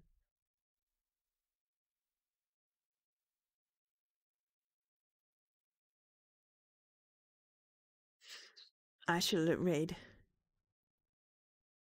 That's fine. It's, yeah, if you vamp as well, because I'm tired and I'm hungry.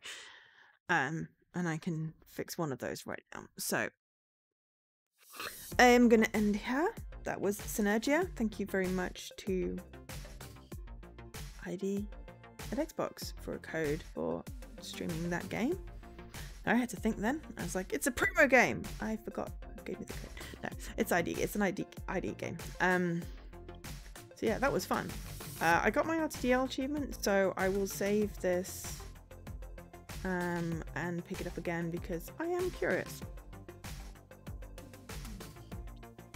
I am very curious about the story and where it's going to go. It seems fun. So, thank you very much to everyone.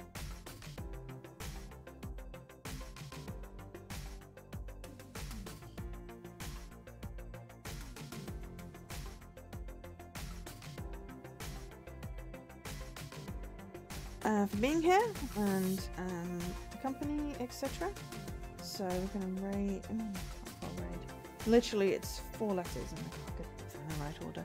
So we're gonna go raid Jessie. Thank you to Jessie for the gifts. We're gonna go raid Jessie.